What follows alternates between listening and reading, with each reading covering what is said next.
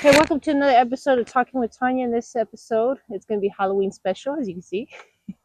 Did you guys want to explain your costumes, or I hope people could understand who I am?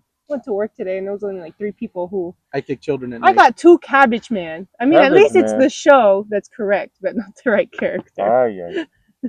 I think I would have got people who actually got who I was if I was wearing the Fire Nation outfit. Yeah. So it makes sense because I'm wearing the Earth Nation one, which is cool, you know. You look drippy though. Thank you. I appreciate that. You know, I do feel like I stood out from the rest of my coworkers. And anyway, so I want to first start off with some of the costumes I wore in the past because I always feel like I stood out in general on Halloween. I always try, and you know what? Sometimes I was on a budget, you know, and so I try to make things work and express myself as best I could. But so I just want to get your reactions, and I'm gonna share this on I'll put it on the screen as we're talking about these costume ideas. But the first off I wanted to show you guys is my whoopee cushion costume.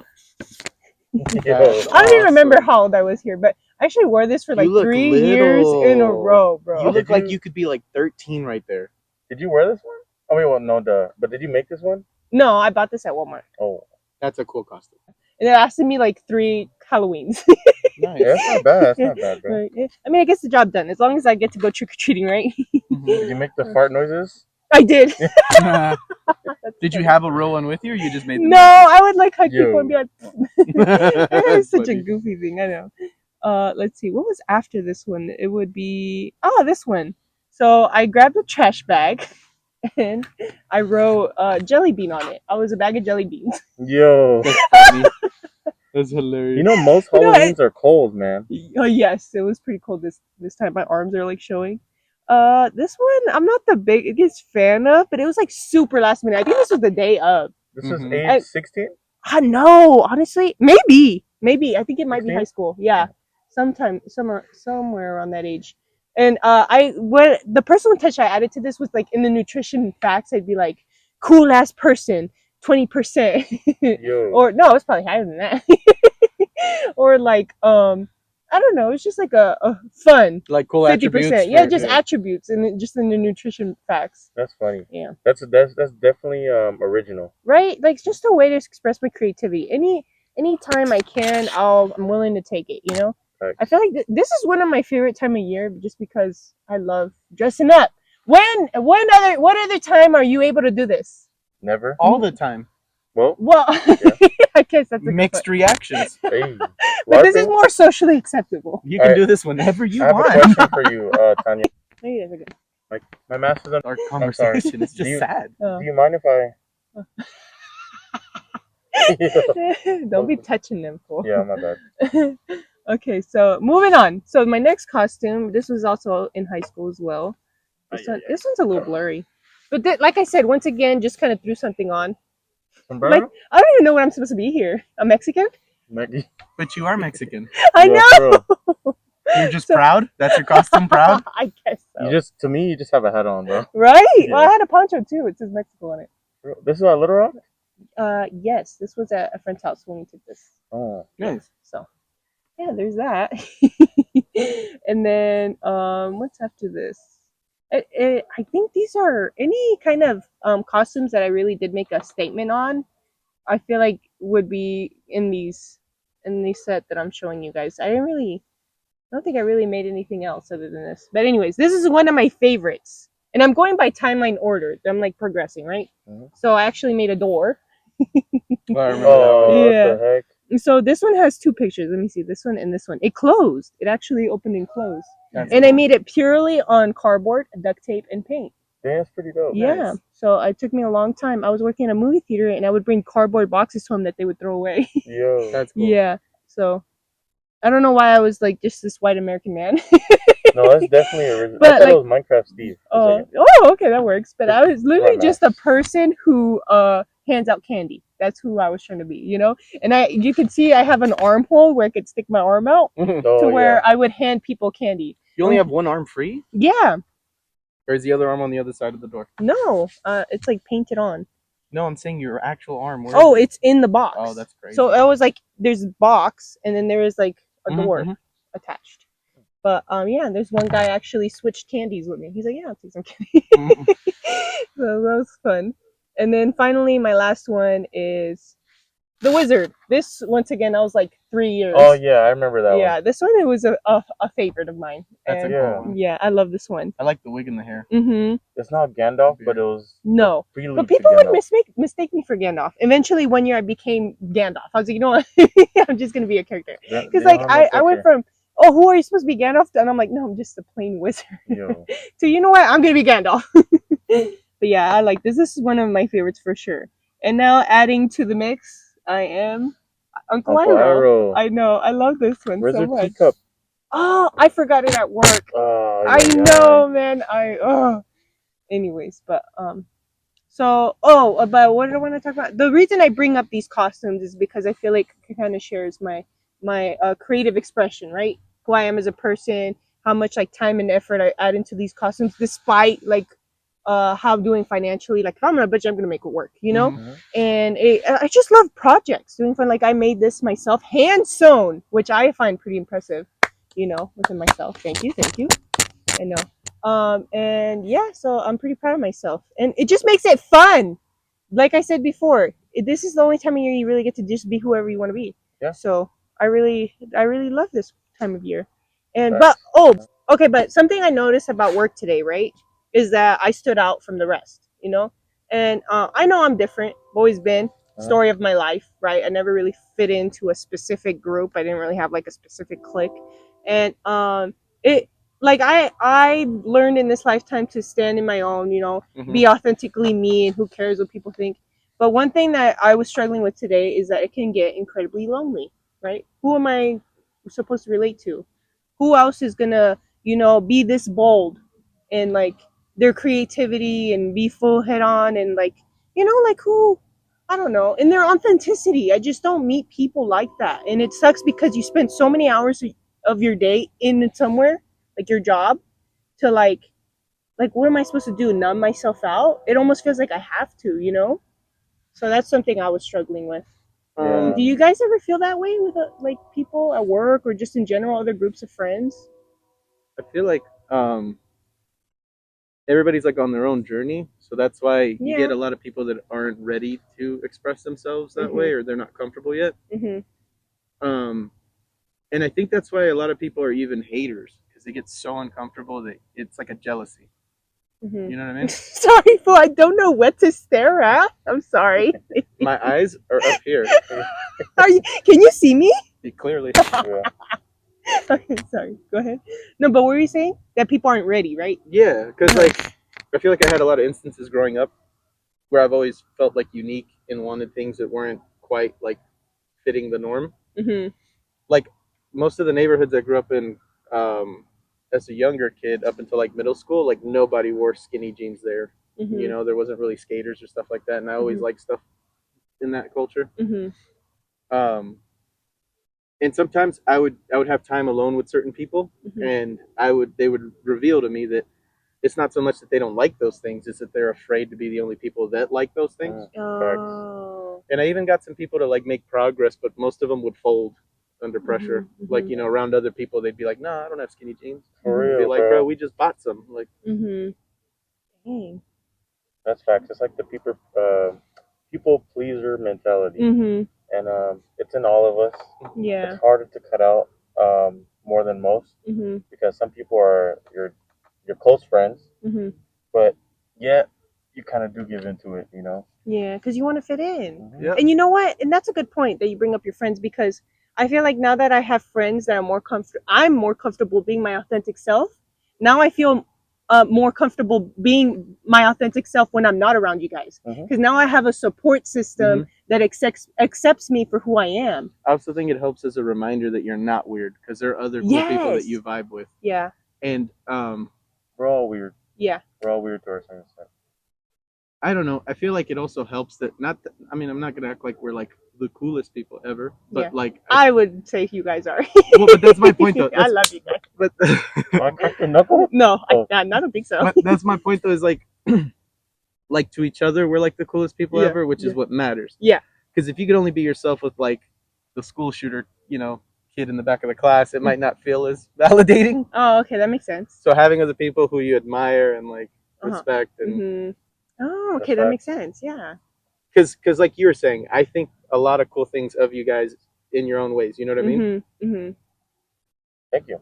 Yeah, thank you. Or a better way to say it is, I admire a lot of qualities of both of you.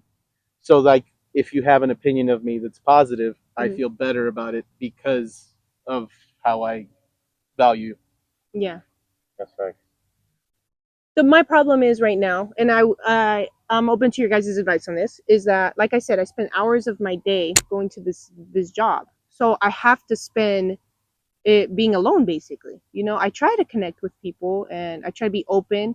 The problem is, it's like I'm seeking connection. I want to feel at home at this place, even though it's my job. You know, if that makes sense. I want to be comfortable being myself and being able to relate to people.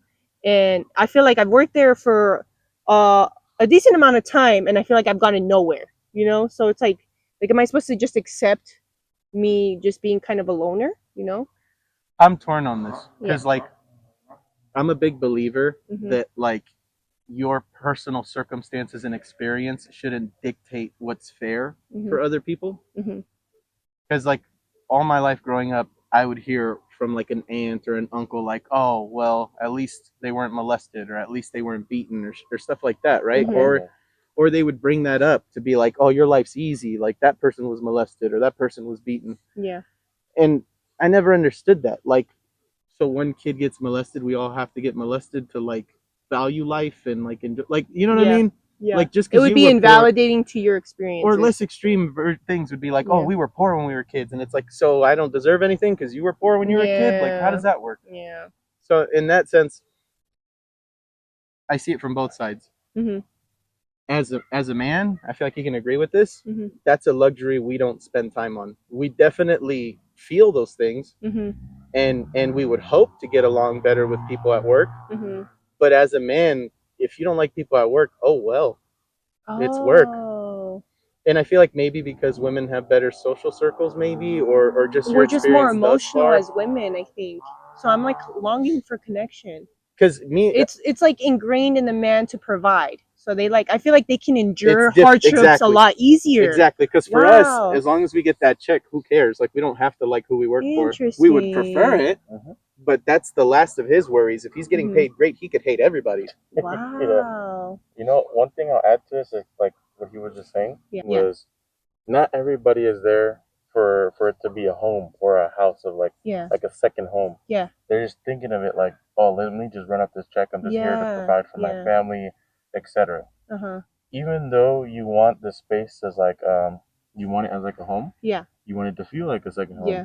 It should feel like that for you, but everybody else, let them do whatever the hell they want, man. You know, because it sucks. Not everybody is as empathetic. Yeah. I would say.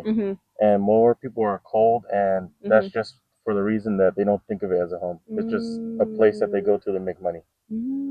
So that's what I was telling you. I see it both ways. Yeah. I see it like, get over it, because that's how I would tell myself internally. But then at the same time, even if just the difference of man and woman, I feel like it's more normal for me to just get over it than you. Yeah. Also, just because I've had shit jobs doesn't mean that you should have to tolerate that. So that's where I was coming from with the comparison earlier, is like, just because people didn't have toys growing up doesn't mean you don't buy your kid toys. You know what I mean? Like, like, just because I've had lame bosses doesn't mean you have to tolerate that. Your experience can be different. It doesn't mean don't make an impact, though. You can make an impact as well. I feel like I kind of have, you know. I feel like I'm a more comfortable. This is something I'm struggling with too at the same time. I don't know how much to share about my personal life. I find myself being too comfortable being vulnerable, right? Sharing about my life. And I'm like, yeah, I've been divorced, no big deal. But then I like think about it, and I'll tell people, yeah, I was in a relationship for 9 years. I just got divorced. And they're like, oh my gosh, the reaction. So I'm like, was I supposed to be more serious about that? I think because you and I are very similar in the sense that like, we're so ready to have close relationships with people. Yes, I want to like jump the gun, it feels like. Yeah. And a lot of people aren't ready for that. Sometimes you could introduce that to people slower and have a better reaction. I've learned that a lot myself. Because like, for example, you could just like dump on somebody and tell them a bunch of stuff at the coffee shop one day, or over time you could drop little nuggets here and there, and then if they say something warranting a comparison, then maybe you could say something more personal, right? Like wait for them to be like, my mom's sick or something, and that's why they're upset. Yeah, because I find people, or like, I feel like I almost feel like a sense of them being uncomfortable or not knowing what to say. Yeah. You know, and I'm just like, maybe I've said too much too soon. You know, if they're really listening, they can put 2 and 2 together, you know? Yeah. But like most people, especially at work, they're really fake. You know, you won't really realize it, but you'll understand those who actually care what you're saying and those who don't. But yeah, I mean, I just think as a woman too, you know, like I'm like you guys said, you know, you guys being guys, you guys don't care, just get that back. But me as a woman, I want like emotional connection and, you know, intimacy, vulnerability, nurturing, empathetic relationships. Also, making a place a home. I think that's a woman's job, is to make the place a home, you know? Yeah, but I also think a possibility too, is that because in general, on a deeper, more personal level, you want to do that, the fact that you haven't been able to scratch that itch is making you look for it in different places. Yeah, okay. Because I feel like if you already had a man that you loved and trusted and everything, you just do that with him and you could give a fuck about work. That makes sense. But because maybe you don't have that, or, you know, whatever it is, you're not getting out of enough of it from like maybe even just your friendships and stuff, like you look for it also at work. Okay. Well, I don't know, because I spend a lot of time at work, you know? And I find, okay, this is off topic. Maybe I guess we could change topic already, if it's okay with you guys. Okay. But like something I told you earlier is that I'm starting to feel bad for people who want more hours, right? I'm running into these young adult people who are like, like, I wish I got more hours. I got sent home, or I wish they gave me more hours. I'm just like, I even asked someone today, what do you do for fun? And he's like, fun? Like, I don't know. I don't really have time. And I was like, oh, you have a second job, don't you? And he's like, yeah, I work at this restaurant. And I'm like, so do you work every day? He's like, yeah. And I was like, you don't have a day off? I know. I'm like, that is not normal nor healthy. So you're telling me you do nothing for fun? You live to work. And he tells me it's common for him to drink all the time, you know? And I'm just like, I just felt so bad, you know? And I was like, you can take my hours, you know? I don't want to be here. I just want enough money to pay the bills and that's it. But I'm trying to follow my passions, something that's going to make me happy, something that's going to give me time and financial freedom. Because forget that, working your ass off, 2 jobs to barely make ends meet. How does that make sense? Even as a young person, you're 23 years old and you're telling me you do nothing for fun. Like, that really broke my heart. That's crazy. Well, I'll say this, right? I'm in that guy's position because I'm going to work 2 jobs. Wow. I won't have a day off because not everything will allow us to how do you say, if we work 1 job and that job is not cutting it, we have to get a second job, right? Yeah. And it's in this instance like we have to do it. There's no other choice. Well, yeah, you know? because times are So tough. that free time is no longer a luxury. Yeah. So we sacrifice what we like to get shit done. That's basically what it is. And it's not how it should be. It's not how it should be, but the world is. I know, it's so tough right now. I can't believe I didn't say this earlier, but you reminded me of a quote I just saw. It was a video on Instagram, and the guy was saying, if you think about it, men usually focus on providing happiness for other people. Aww. It's rarely that they focus on theirs. Yeah. Aw. I mean, makes me sad. Nigga, it is what it is. I'm sorry. Like, think about it. A good husband, right? Mm-hmm. He's already thought about the kids. He's taking care of all that stuff. He's still making his wife feel special. He's helping her in any way he can. Mm-hmm. There's no time for him. Yeah. He doesn't ever put effort into his happiness. Other people might. The wife might do things for him, but his energy's never on himself. How do you guys feel about that? I feel like, because I've been. Are you guys okay with that? Yeah. I feel like if you're with the right woman, she can help whenever it gets tough, both mentally and physically. Yeah.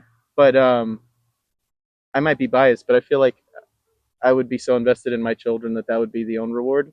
Okay. Because like John's dad, right? He's always working. He's a truck driver. Yeah. He's going like crazy trips, right? Cross country. Yeah. And he works hard. And you can see it on him when he gets home that like, damn, that was like a hell of a run. Mm-hmm. But when you see him hold his grandchildren, you can tell like it's worth it. It's beyond worth it. He would do it 3 times over for them. Mm-hmm. No. Yeah, I've been in that side to where, you know, I had both kids. I came home to my spouse, everything was fine. I worked all day. I came home or worked all day from 9 a.m. to like 8 p.m. And she was only thinking like, hey, how are you doing it? You're holding it up. She never really asked me that, but I was just looking forward to being home with them. Yeah. That's the only thing. I could have sacrificed anything. I could have, like you said, my own happiness. As long as I get to see my kids smile and he knows that they're well fed, they're not missing any clothing, the lights are on, Wow. life is happy. That So that could really take a toll on a male's like mentality if they can't provide, right? Yeah. Mm-hmm. Because it will make them feel shame. It'll make them feel like they could have done better. It'll make them feel like less of a man. Well, because think about it. You hear about a guy in our age group that's not doing well financially, and the first things people think is like, what's wrong? Yeah. Like, what's the problem? What's wrong with him?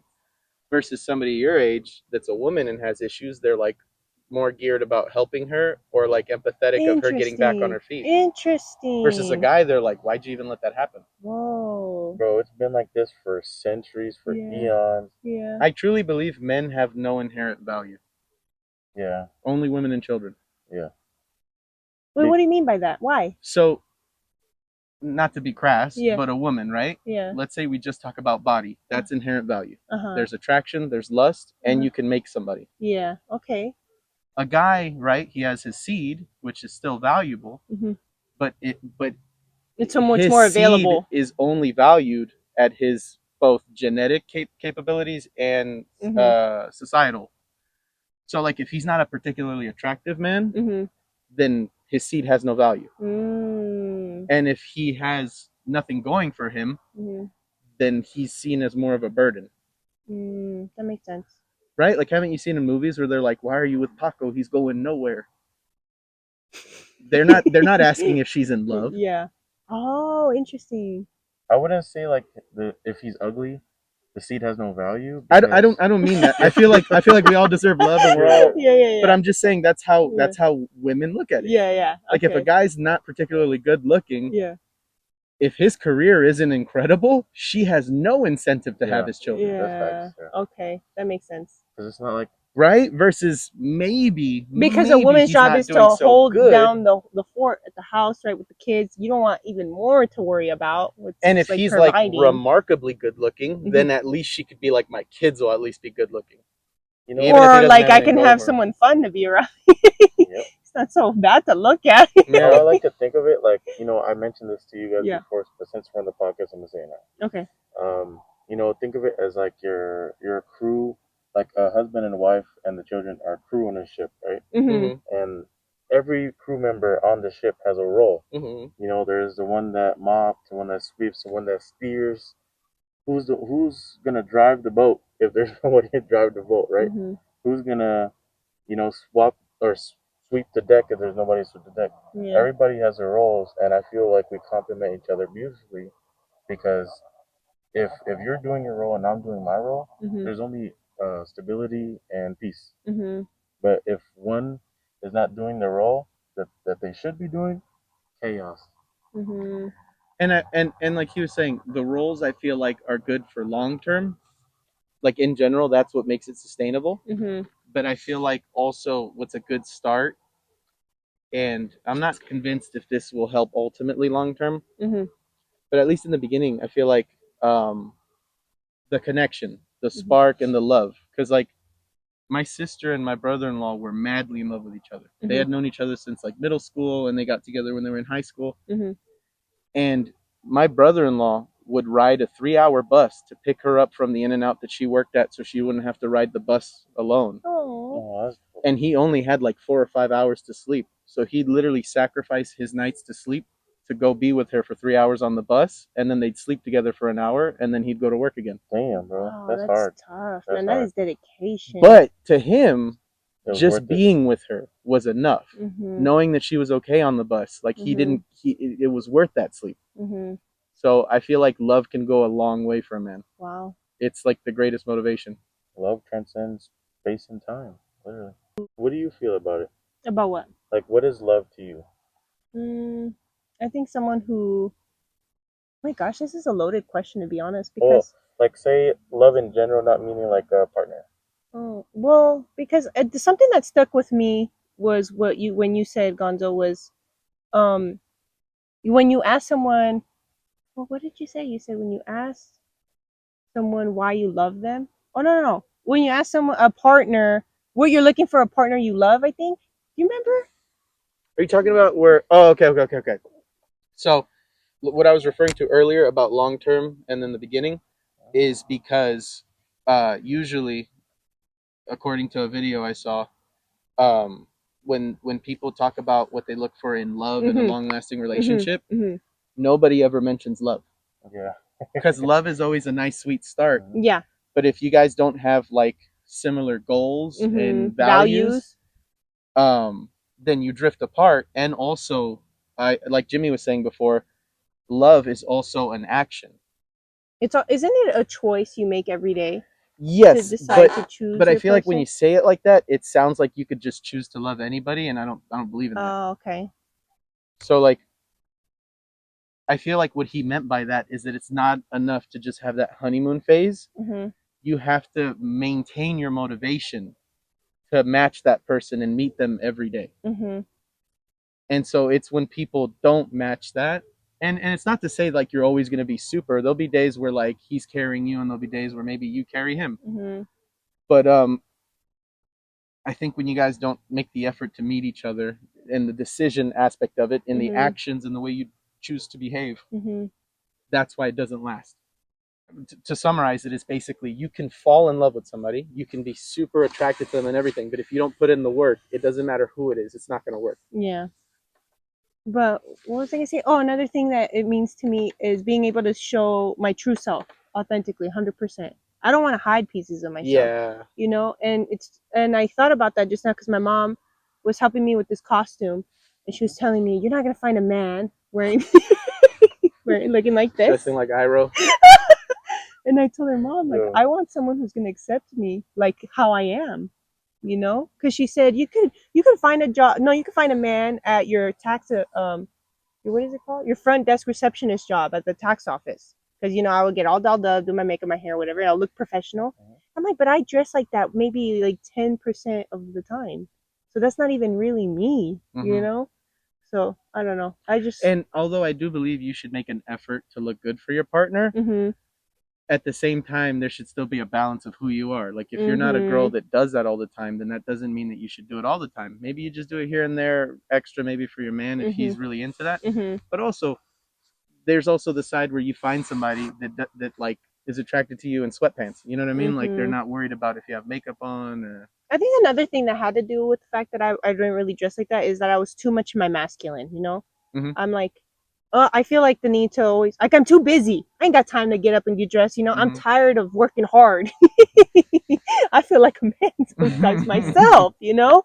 So it's like, if I'm in a position to where I'm allowed to be like, taking care of the home, feminine, nurturing, then maybe you'll see more of that side of me, you know? I also think that's fair. Yeah. I also think that like you said, if your life has you doing different things and a different mentality, then that's the way you're rocking. Yep. And again, effort from both sides.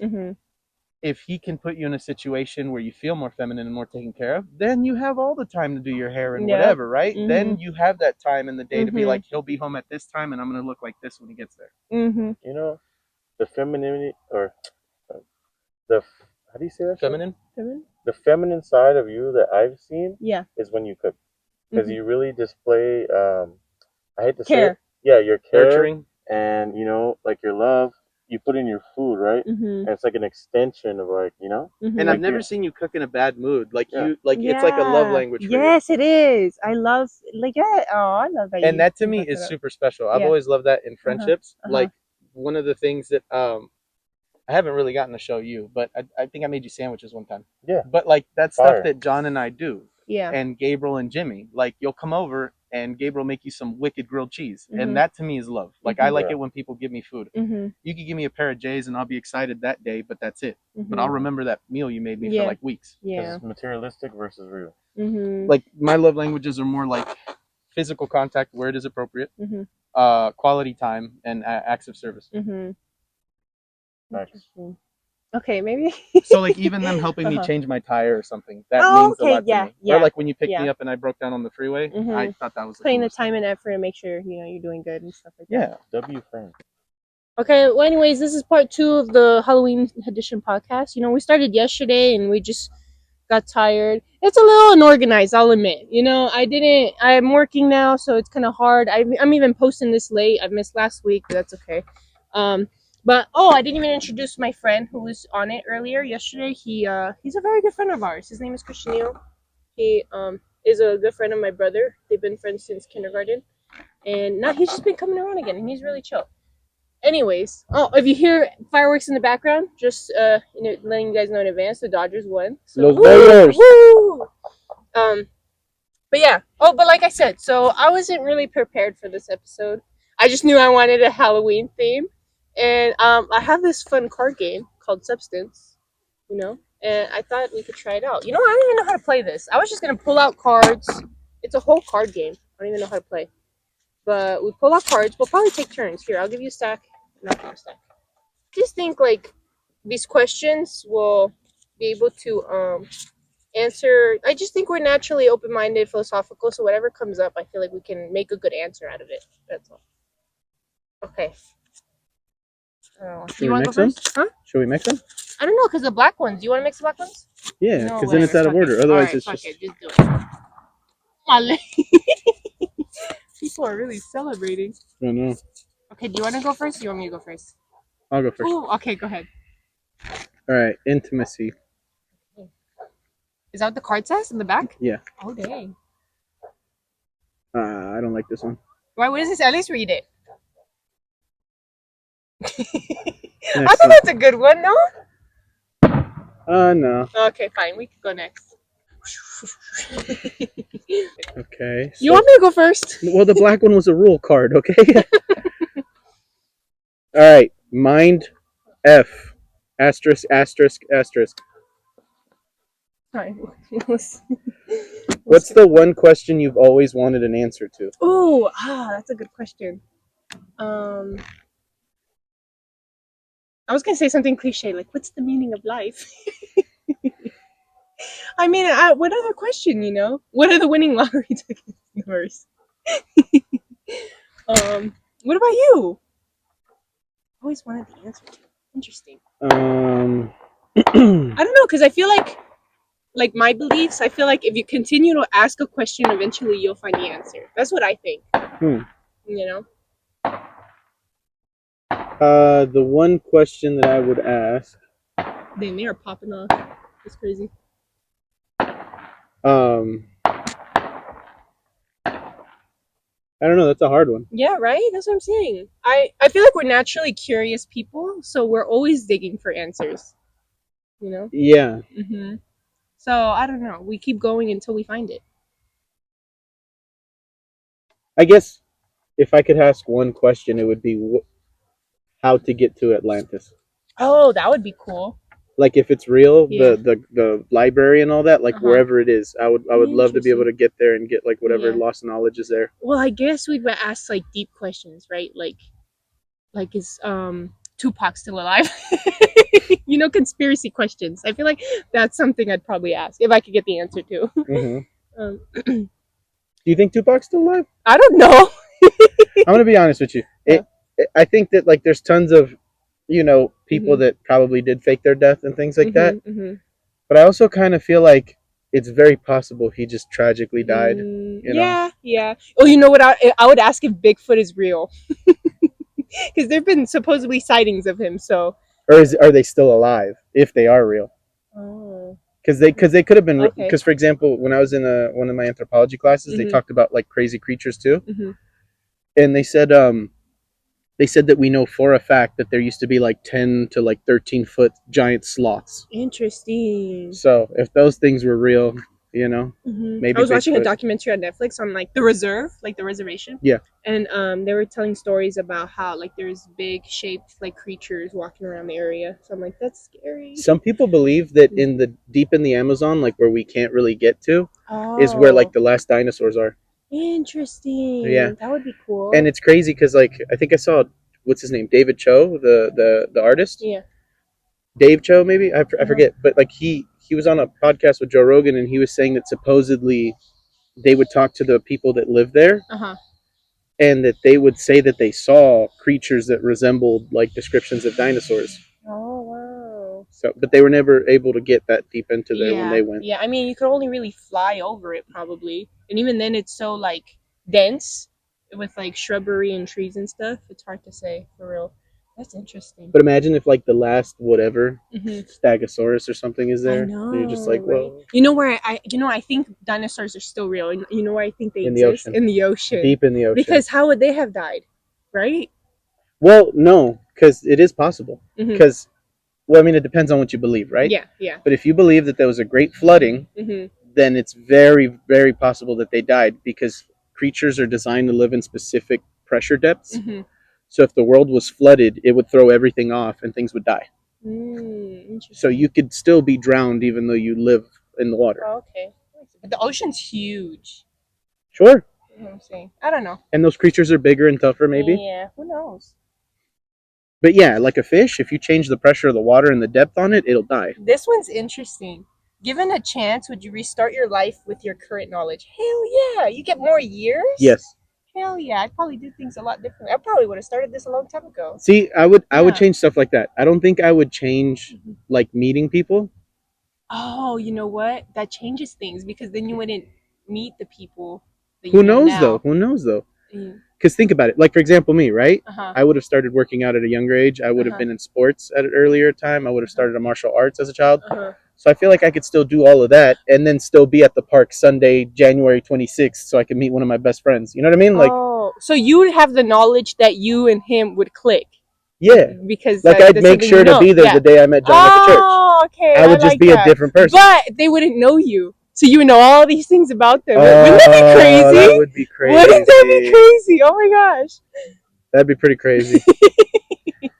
Like, you don't know It's like, this what do yet. you mean you know my birthday? You don't How? know this yet, but we're fuck are you? brothers. Like, Yeah, that's kind of wild. And then you'd say, so, oh, remember that one time we did this? It's like, that never happened.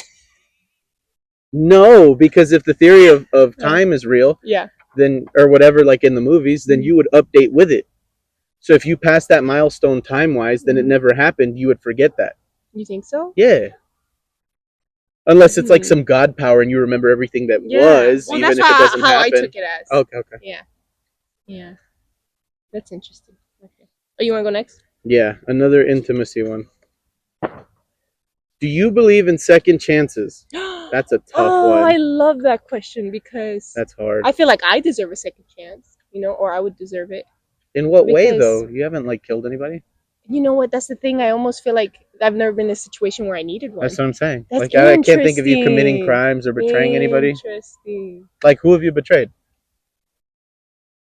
I don't know. I don't think anybody. Yeah, I don't think so either. And even if I did, I don't think it was bad to the Like a point severity- where I'm yeah. irredeemable. Yeah. Interesting. I definitely believe in second chances. Yeah. But because I believe in them, I think that it should be, you should be very particular and careful about how and when you give second chances. Mm-hmm. You And know? you know what? I read a quote once, like, say, for example, cheating, if you give that Yeah. person a second chance. I read a quote that said, you regain trust after 2 years of repetitive action. So it's like, say someone cheated on me and I'm like, okay, I guess I'll give you another chance. I won't fully trust you That's a hard one. until I can, trust your actions, your behavior that's repetitive for the next 2 years, and that's kind of like a risk you're taking. You're almost rolling dice, because it's up to them to make that decision. They could be lying to you, whether they want that, really want that second chance or not, or they just, I don't know. gonna just throw it in the trash. I think God would have to put it in my heart. I don't think I would naturally give cheating a second chance. I know It's a really hard one for me. I put it tough. on the same level as if like your partner beat you. Like, are you gonna let it happen twice? Mm-hmm. Like, I think a lot of things would have to be a certain way. Like, we would have to have kids for me to even consider it. And I'd have to really feel like I feel like if wanna you're spend in my that life with them. space of wanting to, or if your person is, then the relationship's already over. You Yeah. don't think so? That's what I'm saying. So, because you can fix things that are messed up, but once I feel like you cross that boundary, it's like, Mm-hmm. Interesting. To me, it's like you were in a fight. You could have stopped that fight at any point, but instead you chose to shoot that person. You can't take that back. Mm-hmm. Right? You could break up a fight, but once you shot the person, it's over. Like, yeah. that's how I see it. All right, intimacy. Mm-hmm. What inspires you? I love this question. Do you want to go first? You want me Big to go booty first? Latinas. You want me to go first? Yeah, you go first. Okay. I think I know it's gonna sound cheesy, but love inspires me. Okay. Because it comes in all kinds of, in all forms, you know, through friendships, through, you know, family, through, you know, relationships. That's a good answer because I could definitely say like the people I care about inspire me. Just seeing them happy like really inspires me. Or and then it doesn't even have to be like wanting to grow with them, like both of us win. Yes. And it doesn't have to even be like love in the sense of I guess not even love, because I want to see even strangers win sometimes, you know? What you get to But that is love. Oh, is it? Well, you're feeling love towards a stranger. Like, say when you meet someone new and you're like building a friendship. So like, oh, this person's cool. You don't like really love them yet, but you're like, I want to keep getting to know them. But you're showing love. That's true. That's true. So I think I would say love, because I think connections are so important. That's a good one. And it's what makes life worth living, you know? So I feel like sometimes we'll have like really like we'll be down bad. We'll have a couple bucks in the bank, you know. We're like, what are we gonna eat? But we'll make something happen, and it's just like I feel like we can make good times out of bad times, if that makes sense. It's funny you say that because I saw like a little snippet of an interview with Curtis Jackson. Yeah. 50 Cent. Mm-hmm. And that's his real name? Curtis Jackson. And so he was like, he was like, you know what's interesting? He goes, there are people that know how to live better than other people. And he goes, regardless of their financial situation, he goes, they could be in a 1-bedroom apartment, but they're with the love of their life. Oh, I love that. You know what I mean? And like things like that. Inspiring. And then he goes, they're happier than some guy by himself in a mansion. It's but I definitely believe that. Like I feel like if I could do anything. If I'm like in love with somebody, I feel like I could be under a bridge with them. That's what I'm saying. Yeah, it's like the I don't know, the experience of just being with them, and I don't know. Like I truly believe that I could be incredibly fulfilled and happy without ever coming out of my financial bracket, just finding true love. Yes, that's what I'm saying, bro. So yeah, is that your same answer then? Would you agree? I think so, because I could even see like living in a van and just like traveling the world. But the only thing that makes it matter is the people you're with. Right, exactly. Like there's a video I saw, and I think I don't know if I brought this up before, but there's a video I saw of a woman who said, why do people get married? And he said, because they love each other, you know, blah blah blah blah blah. I don't remember what he said. And she's like, no, because they want a witness to their life. They want to experience life and have someone, you know, witness be there. It. Yeah, witness it with them. I think that's a beautiful way to look at it. Like, because think about it. You have people that witness you, but it's more like from the outside, like a movie. Versus the person you fart in front of, versus the person that takes care of you when you're sick. You know what I mean? Like the person whose hair you hold when they throw up, like all that stuff, you know? Yeah. They see you at your best, at your worst. So I think that's an incredible way of looking at it, right? Yeah. Oh. Yeah. Okay. Is it my turn? Yes. Oh, I like this question. You read the back, huh? It's just mindfuck again. What advice would your older self give you right now? Dang, that's crazy. I feel like when I picture my future self, like your higher self, right? So that's the person who's not fearful of being themselves, right? Not fearing anything. They're living to their truest potential. Okay. Right? So that's who I picture my future self being, because I want to reach that point, right? Yeah. And when I picture them talking to me now, I'm being like get your shit together, ho. What are you doing? What do you mean you're scared of being yourself, you know? That's what I feel like she would tell me right now. She'd be like, Imagine they're like, you want to die alone? Get to it. Figure it out. Oh my goodness. I just feel like she would tell me like, you know you're different. You know you're meant for greatness, right? So stop getting in your own way. Like I feel like she'd just coach the shit out of me. I feel like they would have a lot to say to me too. My future self. Yeah. He would have a lot to say. I feel like I don't know. Off the top of my head, I feel like he'd be like, "You like extremes, right? Lock the fuck in." What is it? Shouza. Yeah, shows. That means lock the fuck in Japanese. At least I hope it does. That's what I intended to say. Yeah, if it's anything about any mothers or grandmothers, we don't mean it. I didn't mean it. Yeah. Okay. Do you want to go next? Yeah, I think it would just be that. Just basically lock in.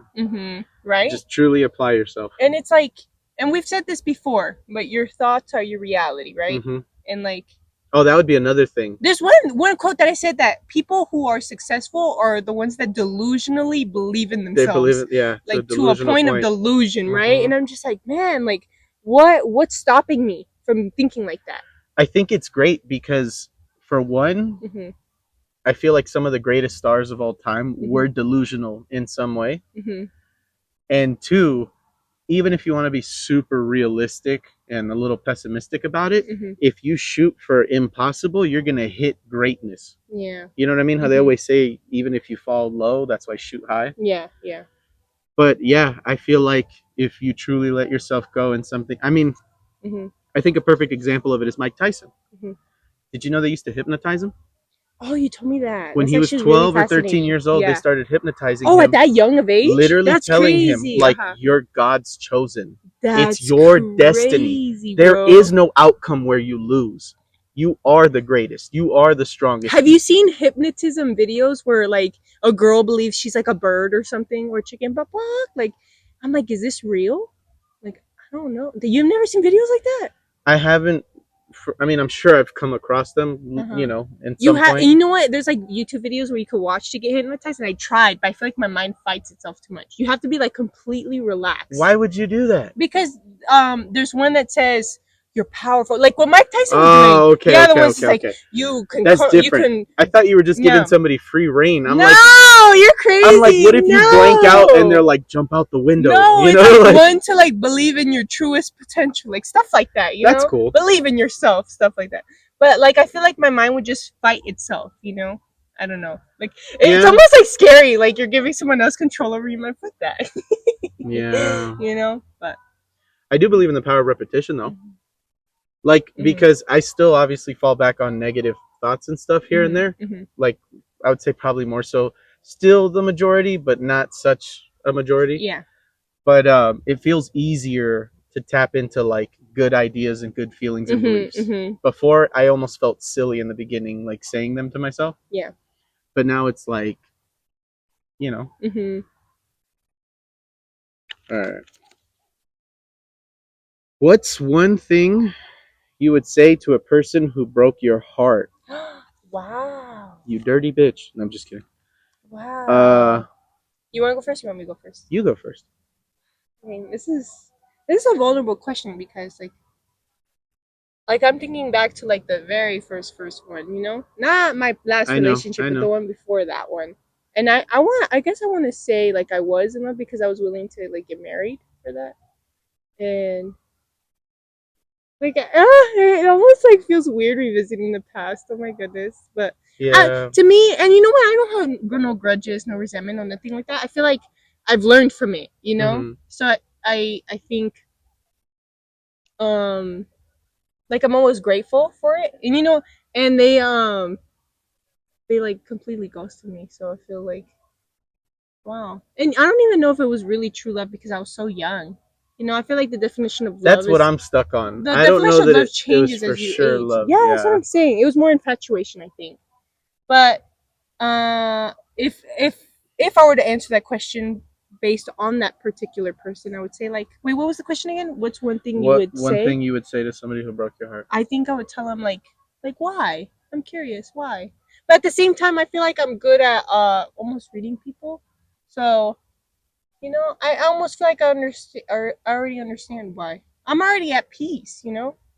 So I don't think I need any more closure. I would say, was it something I did, and if so, what? Oh, I love that question. That's good. Because feedback. I had a horrific experience at college. Oh wow. And I'm not going to share it. I'll probably tell you about it later. Yeah. But I feel like maybe something I did once might have influenced this situation. But at the same time, I don't feel like it warranted it. So if it even was a variable. Yeah. But yeah, I would just want to know if it was something I did, because that was always a doubt I had after that happened. That was always something I thought like I must have done something. And I wish we were more open with answering those questions. Like, I don't hold hate towards the people that, you know, broke my heart or anything like that. I just want to know why, so I know. It was weird too, because this person wanted to keep me in their life. Oh, wow. So I was always confused. Like, does that mean no now, yes later? Whoa. Like, I was like, that could be confusing. And also, like, I don't want to be like the backup, you know what I mean, for anybody. But yeah, in the beginning there was a lot of chemistry, and then immediately she was very comfortable getting physical with me. Wow. And then yeah, at a certain point everything changed. And then there was a night where I thought we were really getting somewhere, and yeah, that's when it happened. That sucks. I'm sorry, man. Yeah. But you learn your worth. You learn not to settle for actions like that, behaviors like that, you know. But then again, like I said, there was something that happened that I don't want to share, and that would have been my doing. So I don't know. Oh, interesting. If that influenced her or what. Oh, interesting. I didn't think much of it at the time, but it might have meant something to her. Oh, okay, that makes sense. Is it my turn? Yeah. What's one experience that changed your life? Wow. Ooh. That's crazy. Too many. Ooh. But like, what are experiences though? Experiences in and of itself. That's a loaded question. I don't know. It could be a number of things. Yeah, because right? an experience could be something physical. It could be traumatic. It could be amazing. It could be. And you know what? And I think me and you had so many experiences that changed your life. You can't just pinpoint one. I could pick one. Really? Like, oh yeah. Which one? When I slammed my head into the concrete floor when I was 14. Oh my gosh, that one's crazy. Because I can't remember half of my childhood ever since that point. Wow. There's stuff I don't remember anymore. Wait, can you explain what happened again? Yeah, so I lived in a ranch that had like an old basketball court that was probably installed in like the 70s or something. And so all the trees that were around the court, even though it was fenced, the roots kick up the concrete and stuff. So there was like a lot of like these weird ridges from like the roots like poking up. And also because the trees were all around the court, they would shed, like leaves fall and stuff. And what happens is when foliage just left to decompose on something like concrete or asphalt, it gets real oily, and it kind of like there's like a slickness to it. Yeah. And so I was playing soccer in the court with my friend, and I went to kick the ball, and as I stepped to kick it, I slid. Wow. So as I slid trying to kick, when I kicked above the ball, so I stepped on it and it popped. And when it popped, I shot out from under myself, and I slammed my head into one of those cracks. Oh my goodness. And I have like a ridge like the size of my finger, like this, like literally a curve like that, where it's just indented on the side of my head. Can I feel it again? Yeah. It's like right here. Oh, I feel it. Oh. And it's deep, right? Yeah. It's almost like as deep as like a finger. Yeah. And I knocked myself out for 10 minutes. For me, that's a long time. For me, it felt like instant. I remember I hit, and I remember hearing myself go like this weird grunt. Oh my gosh. And I let all the air out of my body, and I could feel the pressure in my lungs. Like I really let all the air out. Wow. And I remember I sat up immediately, and I was just like humming, and I was just kind of like in pain like this. And for me, it felt like it was all in like 10, 15 seconds. And when I opened my eyes, my best friend and my neighbor, Marcos, was looking at me like terrified. Like I've never seen him so scared. Wait, it was Marcos? Yeah. Oh. And I saw him look at me like he like when I saw his face, it looked like he thought he just saw me die. Whoa. And that's the second time he thought he saw you die, huh? I remember the truck story. Truck. Oh my gosh, this poor kid. And he must have been like all of 18, 17 years old when it happened. And I remember I cracked my head and I sat up and I'm humming. And then for me, it felt like nothing. I just opened my eyes and I looked at him. And I remember being like, that was a crazy one. And then I said, how long was I out? And he said, 10 minutes. That's crazy. And I remember looking at him and saying, "And you've done nothing this whole fucking time?" Like I was looking at him like you're just been staring at me, and then it hit me like his face and everything, and I was like, "What?" I guess he's shocked, right? But the first thing I thought was like, well, what do you do in that situation? What I if, know, and he was a what, teenager. He might have what been. if, to me, like I'm thinking, trying to put myself in his shoes, like those were your last moments of life. I would want to be there for that. That's know? right. Like imagine you know? run off and you come back and I'm dead, Like and you I could have would been there the hate last that. 2 Like, minutes. would there have been something I could have done if I stayed?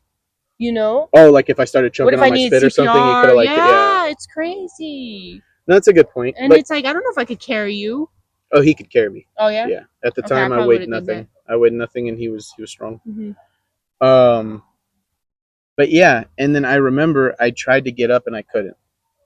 Like I was like rocked. Like I remember like my balance was completely off. I tried to get up and I That's fell so on my ass. scary. And I remember thinking like my legs aren't working like normal. Whoa. And it felt like there was like a delay. And then I remember Oh he my. came over and he's like, "Stop moving," and he picked me up. And then I kind of like we slowly walked out of the court. And then he told my mom, and my mom got really angry. At him or at you? No, at me. And Wow. then, well, not like she was just upset about Yeah. the The situation. situation in general. But I remember like initially she was like, what were you guys doing? You know what I mean? And then we were It like, must have been so scary for her. but the crazy thing for me was I thought I was fine after like an hour. I guess because I was like 14 or 15, I snapped back pretty quick. You still felt like yourself? No. But after an hour, I could walk around and stuff. Like if I wanted to, I could try running and stuff. But like within the first 15, 20 minutes, like my legs weren't listening to me. Wow. And like imagine if I try to like touch you, I'd like go like this. That's like scary. Yeah. And so I was kind of tripping. Um and then my mom took me to the hospital, and I remember they were really tripping about me being in a wheelchair. They were like, "You need to stay in the wheelchair." And I was like, "Why? I'm fine. Like I feel fine now. I feel normal. It's been hours or whatever." Yeah. Or like 2 hours. And he was like, "Nah, dude." And he was like, "Even if you haven't passed out, you still could." And he was like, we just can't have you like fall out." And I remember telling him like, "You're crazy." And then they put me in like a CAT scan or something, one of those like machines. Yeah. And I just remember him telling my mom like he's very lucky, like basically saying like I don't necessarily have any permanent damage, but if anything happens after this, like during this time period, like I'm fucked. So like I remember him saying like he can't do anything, not ride a bike, not skate, don't even let him jog, like. And I remember thinking like they were all overreacting, but I got 2 weeks off of school. That's scary. Like I was told just to lay in bed and watch like MTV and like for 2 weeks, dude. And I remember thinking like, oh, these guys are stupid. Like I got the jackpot. I was like laughing and stuff, playing video games for hours. I think that's such a good mentality to have during a time like that, you know? And then, like hour 9 comes in of playing like zombies, and I just go like this to scratch my head, and I go, what the fuck is that? And then I felt the ridge across my head. Yeah. And I remember thinking like that's why they wouldn't let me fucking walk. Nobody told me I have like an indent in my skull. That's crazy. So I didn't realize I had an indent until like the end of the night, like the first night I went home. Damn, that's crazy. And I remember being really disturbed. Like it fucked my whole night up. Like I was so upset that nobody mentioned it to me. Wow. Because the shape of my head's different. You know what I mean? Like that's not something you just gloss over. Yeah. It bothered me for a while. It probably ruined like the beginning of the first week. I want to say for like 3 or 4 days I was really mad. You just started high school at this time, no? No, I was.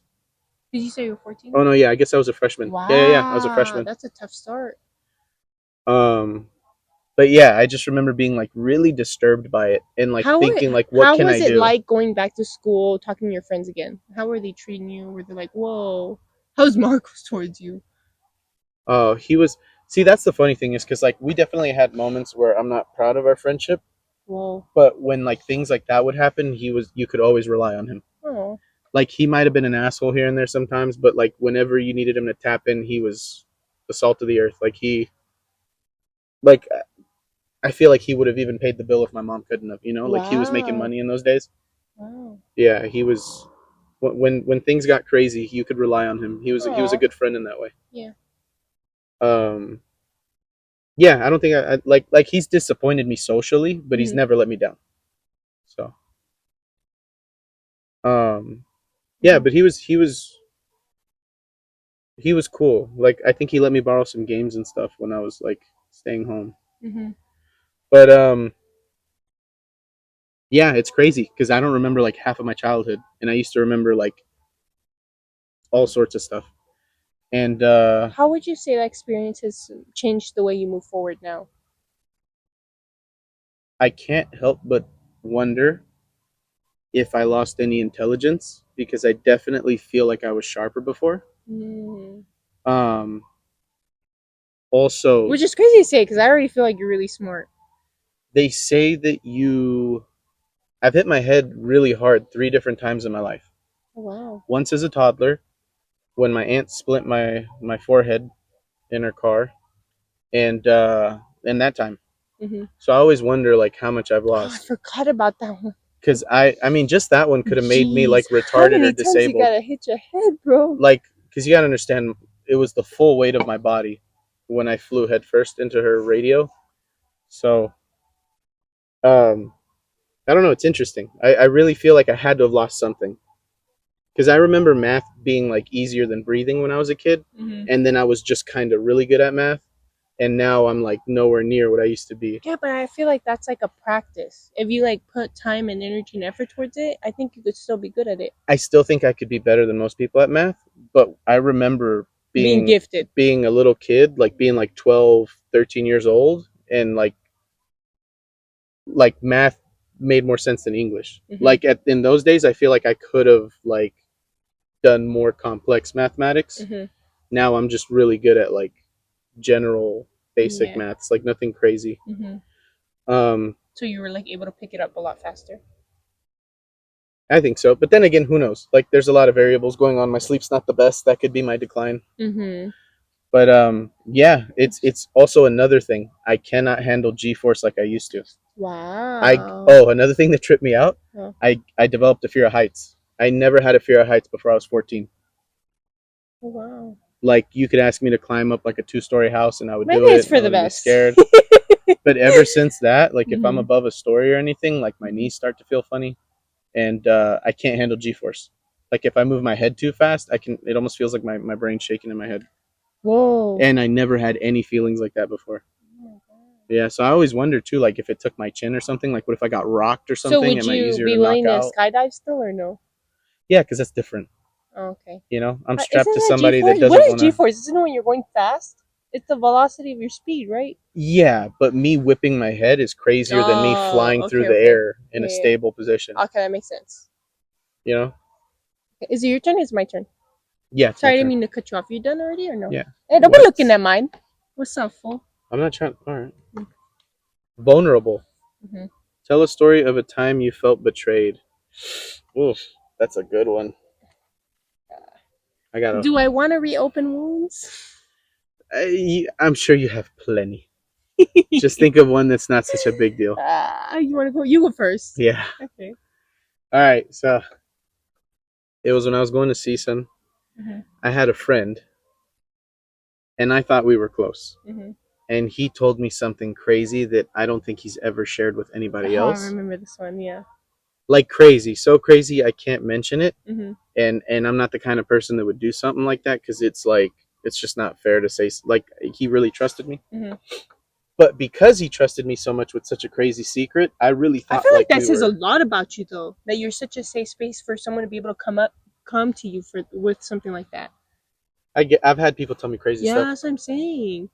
but it's just I don't know because he like told me this and then he did me pretty foul. Mm-hmm. So like in my head, I go like, do you like, did you like, are you stupid or like, do you think I'm such a good person that I would never, you know? Yeah. Because like you're fucking brave. Yeah. But I don't know. But basically, But you're the type of person that you would never. That's how I take it.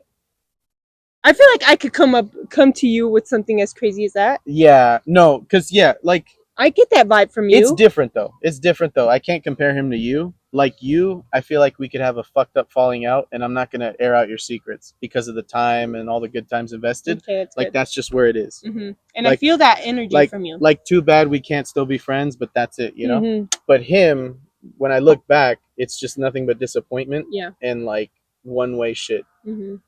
So like I could see how maybe I might like, you know, but I don't like I don't know, I don't get satisfaction out of putting people down. Yeah. You know, like I feel like if I get pressed hard enough, then maybe I can get aggressive and want to be like combative and stuff. But like generally, I don't enjoy. Me neither. You know, like it No doesn't matter make me what they feel did good. to you either. And I feel like because I've been made feel small and all kinds of crazy stuff, that's why I don't. You know, Yeah, I can't yeah. enjoy it because Mhm. I've felt it. But So it's like you doing that and picturing them feeling small. You're like, I know that yeah, feeling. Yeah. yeah. Mhm. And so basically, I thought we were like bros and stuff. Like I really cared about him. Like I really did. I hung out with him a lot. Mhm. I wanted to be like one of his brothers. I met some of his family. I met his mom a lot. Like I hung out with his mom a good amount of Oh, time. wow. I met his dad a handful of times. One of his cool cousins, or I guess Yeah. charismatic but wild. And so I thought we were close. And then one night there was a particular party that he had access to, and I didn't. And so I wanted Wait, to why do go you with say him. access? Okay, so one of my friends, he would get me into all kinds of like You needed to know someone to get in? a lot of things were like that. Yeah. Like we went to a sorority party one time off campus, Mhm. and like somebody knew somebody. We didn't just show up. Oh, okay. It That was like makes an sense. Asian sorority, Okay, okay. and I had a lot of interesting friends. One of which got me into a lot of like the African American Mhm. like community Mhm. socially. So like I was able to go to a bunch of parties that a lot of people weren't able to. Oh, that's cool. Parties where like they gambled and did a lot of drugs and stuff Oh like my that. gosh. Like every one of those parties I went to, they were playing craps in the bathroom or the kitchen. That's crazy. Yeah, and just like paraphernalia everywhere. But I loved them because they were like lively parties. Like most parties, half of the people are like shy, and then like a quarter of them are too drunk. And I feel like those parties were very festive. Like most people were dancing and just lively and stuff, and people were really kind. Mhm. Like just nice to strangers. Maybe because of the exclusivity of it, that they just Oh. assumed you were cool. I don't know. Oh, cool. I like that idea of that. But yeah. So like, I wanted to go to this particular party. I didn't know.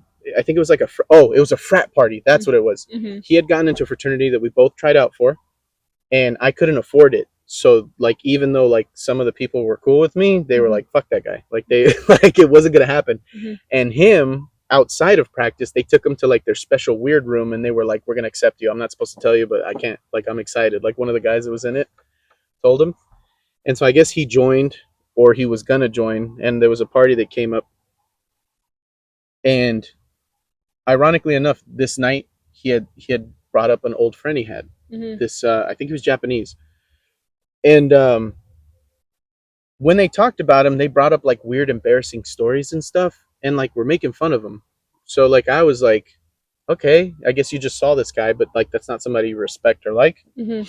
And then later on in the night, we were gonna go to the party, and I had already told him like we'd already talked about it. So Mhm. I got in the car with them, and then all of a sudden he said that they were gonna go pick him up, but then like we didn't fit in the car anymore, and I just remember it got all like awkward and weird, but he wouldn't like directly say. Yeah. And I remember like it was so crazy because he had a friend that was staying with him that didn't go to the school. Mhm. And I remember he was like, "This is fucked. Y'all figure this out. I'm gonna sit here until you guys figure it out." Like Damn. and it was his car. He could have Yeah. kicked me out of his car, but I think he had empathy for me because he was Yeah. like, "This is crazy, dude. Like we Yeah. hang out with this guy every day, and you're gonna take this other guy to the party." Yeah. So he was like, "I'm gonna let you guys figure this out." And he was like, "Just let me know when you're ready." And I sat there for like a minute, dude. Mm. And I remember for a second I had considered just like trying to see if I could force my way to the party because it was Yeah. such a cool party. I was like, fuck it. The moment I'm in there, fuck these guys. Like Yeah. I don't know them. Yeah. But then it just became too embarrassing, and everybody was dead fucking silent in the car. Like you couldn't even hear breathing. And I just remember I was like, fuck this. And I just got out of the car and I walked to the You know to what? campus. And that says a lot about you, bro. Because anybody else could have said that too, but you were the one to decide, I'm going to be the one to dip. Yeah. I'm going to give everybody else this experience, and they're going to have it because of me, bro. Because I decided to be the one to get out of the car. I don't know. I just remember thinking in my head, like, dude, I don't want to be around people that don't want me around. You know what I mean? I feel Like, that. I was just like, fuck you guys. Mm-hmm. And yeah, that was whack because it was from somebody that like And then it's crazy because like it makes you doubt yourself. Like remember, I'm like 20 years old or 21. Yeah. So I'm over here like, am I fucking weird? Like why did that happen to me, right? Aw, yeah. But then I ended up meeting Clarence and a bunch of other way Everything fucking happens cooler for people. a reason, bro. And they That's always fucked with crazy. me heavy, and they Yeah, always yeah. like they got me into cool places around cool people. Yeah. And like after that, I remember being like, nah, they're fucking weird. You know what I mean? Aw, Because so like it's a cool, happy ending. all of the coolest people that I know like me. It's just this weird fucker that's Yeah. like disrespecting me and like whatever. But I don't know. I still have love for him. But yeah, it's I don't know. It's crazy because I feel like eventually he figured out I was one of the few people that really tried to be his friend. But too little, too late. You know what I mean? At this point, I'd be going backwards mentally and spiritually and disrespecting So myself. this is where that other card comes into play, where you wouldn't give someone a second chance. It depends on who. Oh. Right? Yeah. Because I can't think of anything redeeming. He did nothing but let me down. Oh, that's a good Nothing point. but let me down. That's such I a can't good think point. of one thing. He didn't even introduce me to some slut. Nothing. Like nothing, bruh. Yeah. He didn't give me no free drugs. Like nothing. Yeah. I don't have a free video game. Nothing, bruh. He added in no way to my life. That's unfortunate. I could have applied all that attention, time, and care to other people. Yeah.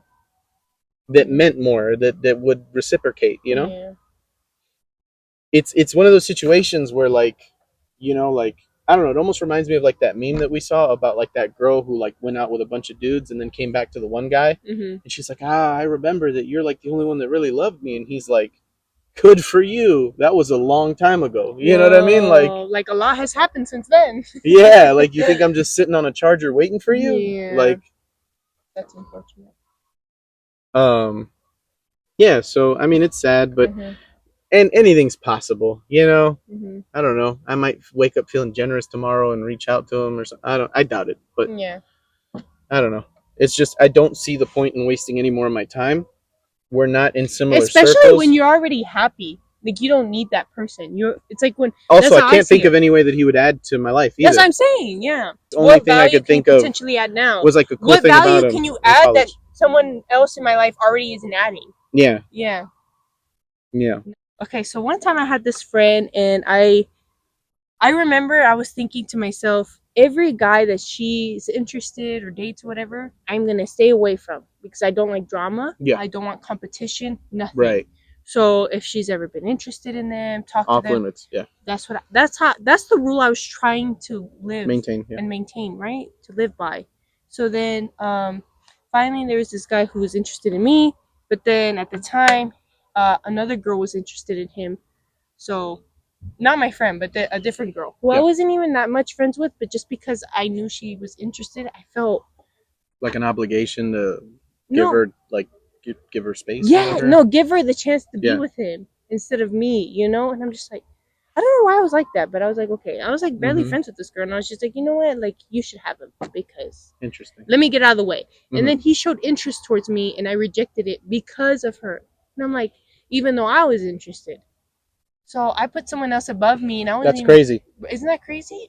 So even though he showed interest in me, so then I rejected him, whatever. And then eventually, but yeah, I only think it's crazy because you didn't have that relationship with her. Because for example, like John and I. And this was like 16-year-old me, so it's not like I was a kid. Like this was. You're still young about things. Yeah, you're still young, but not like I feel like that's elementary school or middle school. You know. Maybe. You know. I don't know. I guess. But like I don't know. That's just how John and I have always treated it. Like if either of us have ever felt some type of way about somebody, but it has to be something. Like it can't just be like you're attracted to a hot girl. But you guys are like brothers. For me, I was barely anything. That's what I mean. Girl. That's what makes it weird. Yeah. But if she had been like a close friend, then I could get how you're like, oh, okay, she feels some type of way about him. Let me find somebody else. Because that's how we've done it. Like it's crazy too. Because one time I had that happen. We were hanging out in like a party, like a kickback situation. And I had invited him over, and I had told him that I had liked a certain girl, but she wasn't like feeling me. And so I remember she like started flirting with him like the whole night, and he was like openly rejecting her like again and again, and it got weird that she wasn't like getting the hint. That's crazy. Like I remember at one point, like I was sitting down, right, and then she like maybe sat down next to me and we're watching TV or something, and then if he sat on the couch, she would get up and sit on the couch right next to him, like right against the corner, and then he would get up and sit next to me. That's dang. He's a good friend. And then she would like try to flirt with him, and he would give her like dry responses or like, I don't get the joke. That's funny. And I just remember thinking like I remember at the end of the night, I was like, don't even worry about it anymore. Like she clearly doesn't like me. Like it's all good. And he was like, and I remember him being like, I don't know, bruh. He's like, I just don't like. I remember him being like, I don't feel good about it, and I'm not particularly attracted to her. So he was like, yeah. No, I feel like that ruins anything, you know? Yeah. Moving forward. Like, I don't know. I don't think I would ever date any of my friends' exes. Wait, so should I go back to my story? Yeah. Wait, how did we get here? What was I saying? You were saying, okay, the last thing you said where you could cut it is you were saying you felt betrayed, and it was crazy that you put somebody above yourself. Oh, yeah. So that's why it was weird, right? So I didn't go after this guy because I knew she liked him, even though we weren't even that close of friends, you know? Yeah. And eventually years passed, and I said, you know what? They didn't work out. Maybe I could give this a try, you know? Well, and I didn't even give it a try. That was the thing about me with guys. I was never good at pursuing. I don't think it's a natural tendency for. I don't know, because think about it in the wild. In the wild, the boys are the most colorful because the one thing I love they is have birds. to put on a show. Yeah, birds are like they they're have mating to calls or dance. dances, and they have to have the prettiest colors. Like this So should be you for need to have- humans. Yes, you need to have the genetic role, yeah. and on top of that, you better move with rhythm, better or dance you're for not getting me. in. Like it's You better like they literally have to be like, I'm the coolest, and then you she's see, but like, my yeah, self-worth was, too yeah, below the ground, bro. Like it was just bad, you know? yeah. And any little bit of attention I would get excited over. I don't know. So that's all it took. My standards were low, you know? And this guy, but at the same time, I would see someone close to me go through it all the freaking time. Go through what? So I had this person close to me who would always go through like bad relationships, and she'd always be crying and stuff like that. And I'm just like, I don't want to be like that, you know? So I learned a lot through her experiences, you know, and she had more experiences with boys than I did. I was just too shy. I feel like she was more open with her feelings and stuff like that. And I felt unsafe to express myself unless I had clear evidence that there was someone interested in me, you know? So see, it's funny because like in a lot of ways, I don't know. It almost feels like a masculine kind of thing. Because like growing up with my mom and her having the experiences that she did, and her basically telling me like about being respectful and all this other stuff, I needed like an explicit sign. Like it's crazy because looking back, I had so many people flirt with me. Oh, so you too with girls, yeah. I had to know, like you had to touch me. You know what I mean? Like it couldn't just be like a funny joke. And even then, sometimes there'll be some sort of like clear signals, but I'm like, you need to keep going just so I could be extra sure. You know? Yeah. Because like the fear of rejection is so real, bro. Well, mine was the fear of being a creep because I saw so many guys take chances and just try to kiss girls and shit like that. And when it doesn't land, bruh, it's fucked. It's one like thing imagine to be having rejected, a girl being like, "Oh my god, what are you doing?" That's next level. And that's then you're like, not only do you not want to do stuff with me, but I gross you out. Yes, I know. Oh my god, there's no worse feeling. So for me, because they can handle it differently. Like if they find you attractive, they could be like, "What was that?" Right? Versus like, "Oh my god," which is like a whole other like. Yeah. So for me, I wanted to avoid that feeling at all costs, bro. Yeah. All costs. And you know what? It didn't take that long, that much for me to like want to repel, what is it called? Vulnerability. Right. Because it's one thing to be like, oh, I'm not interested.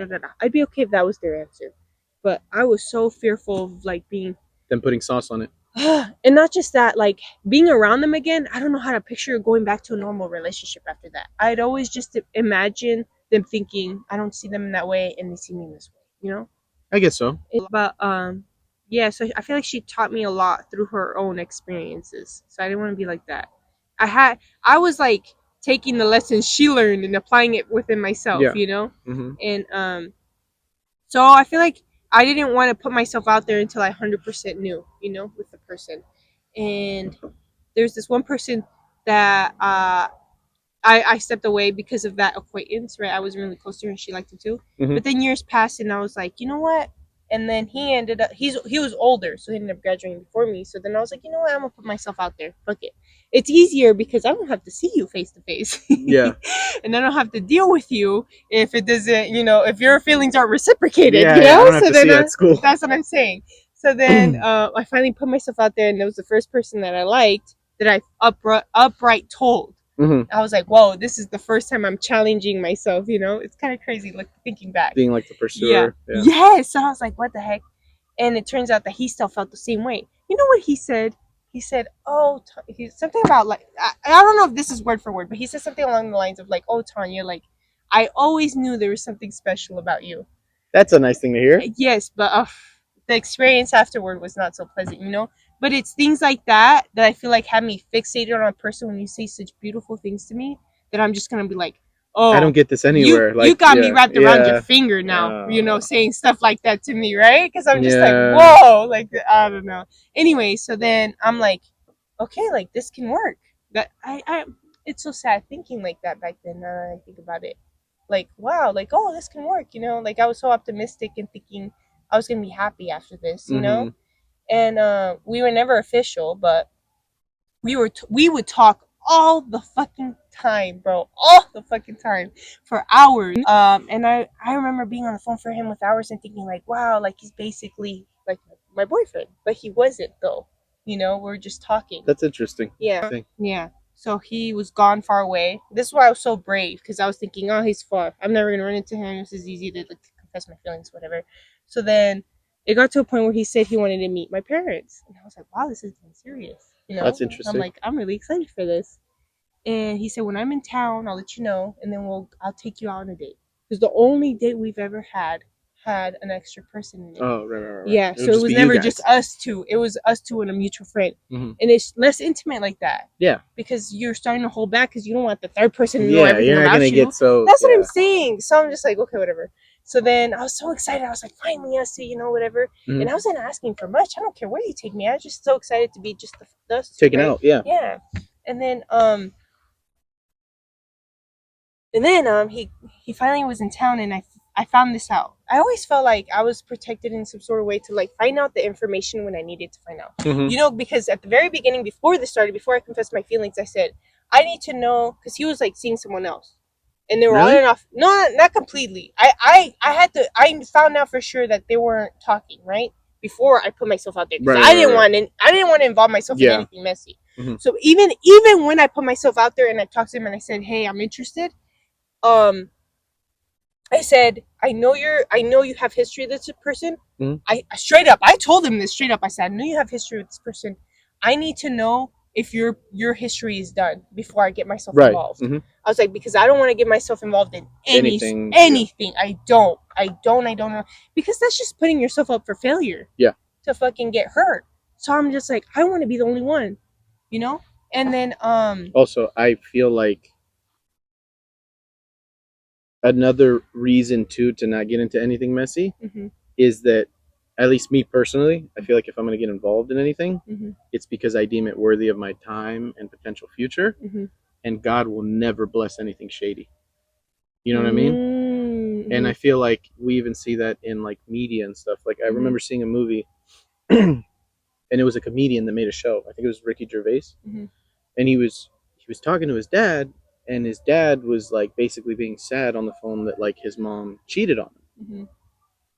And then you come to find out later on in the episode of the show that his dad got with her cheating on her ex. Damn. And I'm like, how would you ever think you could marry her? Yeah. Like, she was with you while she was with somebody. And then when she got with that just, him, like, shows character, she started being with other people, like, halfway through the marriage. That shouldn't be a surprise. And I just remember thinking, like, dude, because it's crazy, bro. Like, being at CSUN, you run into all kinds of people, and there are girls that are like, I just want to have fun with you tonight, and they have a boyfriend. That's and what I'm saying. Don't set yourself up for failure. Why are you with him then? Like, you literally go out like you're single. Why are you with him? Yeah. So that's the standard I set for myself, right? And he reassured me that it was completely done. I had nothing to worry about. that they try to make it work, but all this. It was yeah. So he reassured me, and tell me why I find out that he's still talking to her. They're still like He's doing still stuff trying. together, and I would forgive it every time. You found out? Yes, I would confront him about it. He'd apologize, and Hey, I would forgive him. Look, there are women that are 40 something and do that. Thank God you got over that. I found that shit out early, bro. Yeah, you see, and that's why I hold no resentment or anger towards him, because that's wisdom I'm taking within me to help me move forward in life. Mm-hmm. So I'm just like, and I've thought about this before. I would never treat him with disrespect, nothing like that. I'm just like, matter of fact, there's even been like dreams I've had where I thank him, and I'm like, thank you for the lessons you've taught me to where I can move forward in life.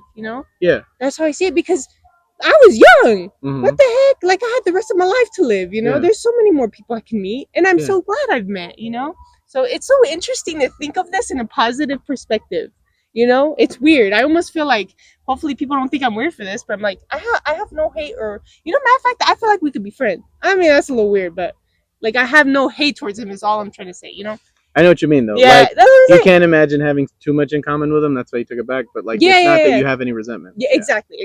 Yeah. Anyway, so back to my story. This is the whole point, is that I felt betrayed. That's it. And I've tell you this. That's a crazy one, though, because, like you betrayed yourself in that one. No, I'm not done, though. This is not the part where I felt betrayed. Okay. Yeah. No, but the whole point I'm trying to... The thing I always say every time is the greatest lessons come from the harshest experiences, So that's why I say I thank him in this way. It's okay. I don't hold any resentment, blah, blah, blah. Anyway, so back to my story. Where was I? What was I? You kept forgiving. Oh, yeah, I was forgiving him because I found all these things out about him. I'm like, you know what? I asked you straight up if you were done with this person, and you're not. You lied to me, and whatever. That's not even the part where I felt betrayed. That's what's crazy, is I would forgive him every freaking time. And then finally we got to the point where he said, I'm coming to town and I can't wait to see you. I want to meet your parents, right? And I'm thinking, oh, he's serious about me, right? And tell me why. I find out he's in town. Radio silence, bro. He never... You know what? I even asked him one time. He said, I'm going to come see you, meet your parents, and then ghosted you.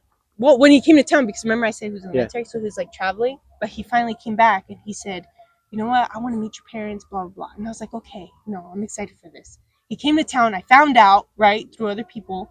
And then I reached out to him. He said, yeah.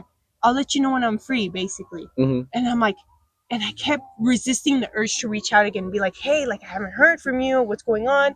I'm like, if this person really wanted me and wanted to see me, would reach out. Yeah. And it was so hard for me to hold that back because my feelings were strong. Yeah. And I'm like, I want to see you. But I don't want to see you unless you want to see me. And I knew that, right? On a deeper level. And as hard as it was to hold back and reach out, he never did, I did it. I didn't reach out and he never did. And I was like, wow, like, that's so crazy. So I was like, you know what? Whatever. It's fine. I need to move on. Yeah. And I was thinking, this is the end of this person. But then I had someone super close to me, right?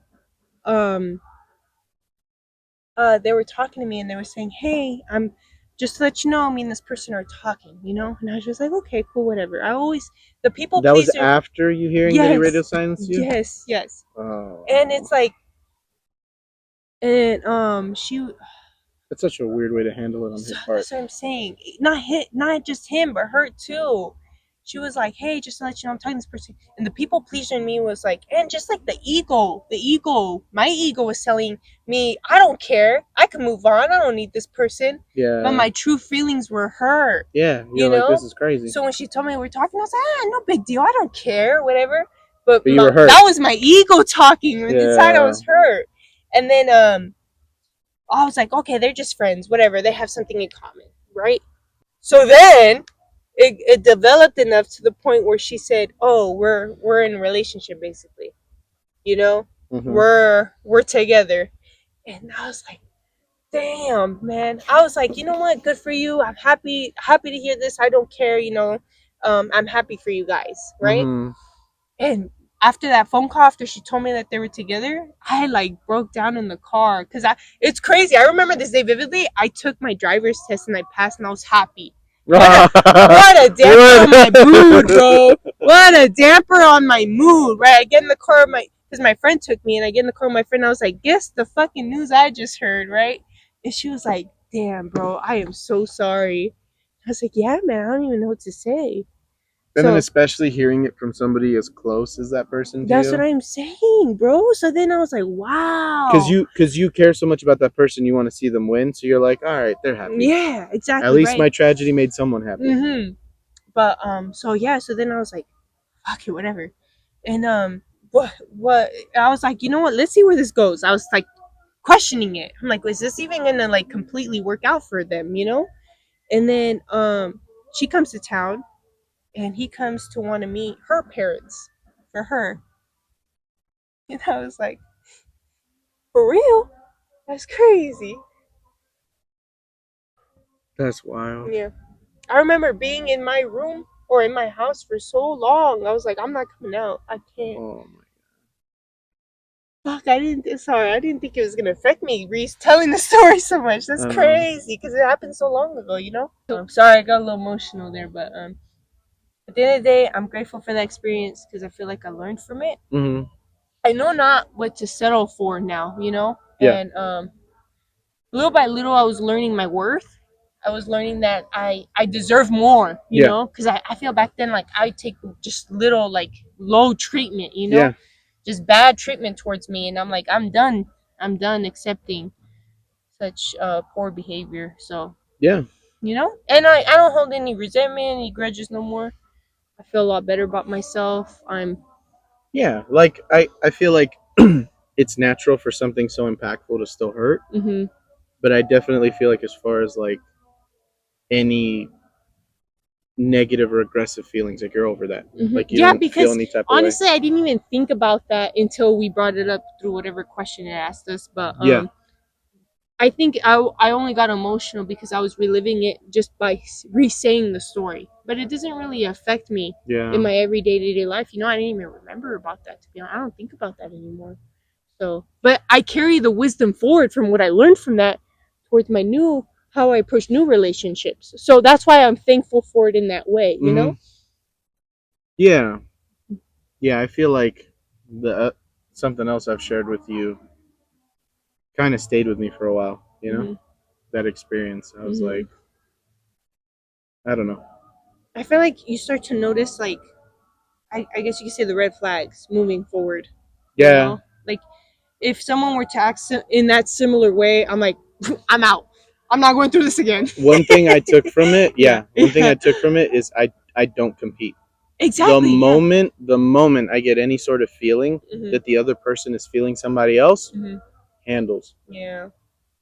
Like it just doesn't make sense to settle for something like that. Again. Like, why would you want to be with somebody that you have to always fight for? I get the idea of wanting to show your love and being so in love that you'll fight for somebody, but for it to be like a regular thing, yeah. nah. Like, know what you want, you know? Yeah, of course. Yeah. So, like I said, no resentment, no hate. All right, so now. I think it's your card now. I don't know if I like that. We don't don't force them if it's not one you I want like. something, juicy. But this one says, if you woke up in a room with everyone you've met, who's the first person you'd look for? I've seen that before, and I feel like, I don't know, I feel like that's not, at least when I thought about it, I feel like you can think of some people to mention. But, I feel like everyone I want in my life is in my life, you know? So I wouldn't look for anybody. But I think they mean it like differently. Like, I don't think they mean it in any specific way. It could even be somebody that surprises you. It could even be like my grandma, for all I know. You know what I mean? I never felt rejection from my grandma. Oh, that's good. I'm telling you, it makes no sense to me because of the hardship that my mom had with her mom, that I would be her favorite grandson. It always trips me out. So the next question is, what was the lowest point of your life and how did you overcome it? It's okay if you don't want to answer it. I'm open to answering it. All right. So for me, it's clearly ending a relationship. Oh, yeah. You know, I think it's like coming to terms with the tough realization of having to start over while being like in your late 20s, you know? I feel like at any point, any time investment feels tough, right? Because it feels like a loss. But at the same time, I would say that you're very blessed that you got through that at the age that you did.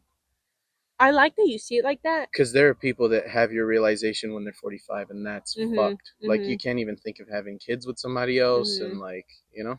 But it's hard not to think.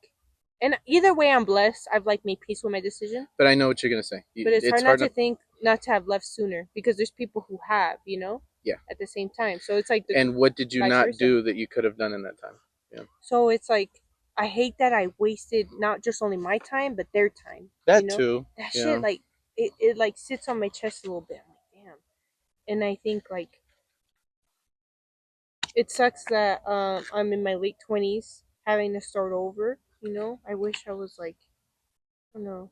I almost feel like I would have been further without them, because and it's not like I'm not trying to like bash on them or anything. It's just that the fact that like it's time and energy that you're focusing on one person that you could have been doing it just on yourself.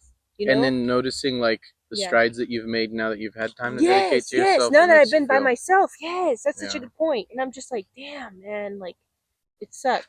But at the same time, I'm like, what can I do about it? I have to make peace with it. Also, for all you know, like you learned some crazy lesson or lessons, and for all you know, this is something that people don't even figure out by the end of their life, and it just took you 9 years. Yeah. You know, there's plenty of ways to look at it. You can't dwell, because what's the point in that? Well, it's like that video I showed you with the Flash, where he's like, "I could save your parents, Batman," and Batman, even though you know that's the one thing he wants in his life, he's like, "Hey, man, I'm who I need to be. Without it. I'm who I need to be." Yeah. Wait, say again. What was the question? Something that you've done that would disappoint your younger self. It's hard to say. If anything, I feel like my older self would be disappointed in my present self. But my younger self, I don't know, because I've always challenged myself. It's hard to say. I don't think I can answer that. Mine's an easy one. Why? Smoking cigarettes. I never thought I would smoke cigarettes. And I made my mom quit. Like, I cried as a little kid and was like, "You're dying. You're going to die." And I remember thinking it was one of my most amazing, like, achievements and, like, champion feelings is that I got her to quit smoking. Wow, that's crazy. And so that's why it bothers you that she still does, huh? Yeah. Dang. But I even told her, too. I was like, "It's okay. Just tell me. Like, was it bullshit? Did you really quit?" And she was like, "No, I did quit. Like, at least while you were a kid." She's like, "I didn't pick it back up until, like, you left my house." And I was like, "All right." So she quit from 6 to 17 at least. Wow. That's a long time. Yeah. That's crazy. That's over 10 years. But, and I believe her, because, like, she doesn't hide it from me now. Yeah. So I don't think that she would hide it before. You know what I mean? Because, like, the moment she was smoking, it was open. Like, she didn't care. She wasn't, like... You see, for me... Wait, what was the question again? Something that you've done that would disappoint your younger self. Because I always... like I said, I always thought that smoking was, like, the grossest thing ever. And to me, it was like, I would compare it to like heroin. Like, I don't have to try it to know it's not good for me. Yeah. But I had the strangest, so there was somebody I really respected in college. He was my roommate and one of my best friends at the time. I used to call him Chicken Little. And because he had like kind of like curly hair and glasses, and it just reminded me of, like, you know, Chicken Little. Awesome guy. He was just never let me down. Sweet guy. I had a bunch of great moments with him. Just a cool guy. But like, I admired him for several reasons, like his health choices and stuff like that. And ironically enough, he didn't smoke marijuana. He didn't take pills. Like, he did no substances. He didn't drink alcohol, but he smoked cigarettes. And so I think my admiration for him and the fact that he didn't do a bunch of other stuff that I knew was bad kind of made it easier for me to try it. I also enjoyed our time together. And, you know, being like 2021, you're like, I'll smoke a cigarette with this guy. You know, like, it's college. You're like, even if this isn't me, like, I'll do it now. I'm vibing. Thankfully, I had people around me when I was interested in smoking, and I would have people smoke that were around me. They would tell me, don't do it, because once you start, you can't stop. So they cared about me in that way, and I'm just like, oh, thank you, you know? Yeah. And even though I did try it, because I was always curious about the experience, I'm like, why are people so addicted to this? I even vaped, and I just didn't find, thankfully, I'm one of the lucky few who didn't find the hype in it. And I was just like, I don't see a point in doing this. I don't feel nothing from this. I'm not gaining anything from this, you know? Thankfully, I'm one of the few who think like that, because I know people get really addicted to it. I was lucky in that sense with pills and things like cocaine, which were popular in college. I remember I was around some people that would do it, and whenever they were doing it, they'd be like, "Get out of here." Like they didn't want me around. Oh, that means they cared about Yeah, you. because I remember being like, "Come on, bro," and they were like, if I could stop, I would. And I was like, Aw. "That's crazy." So I was lucky Damn. with that. That it never lined up. They were always like, "Nah, dude."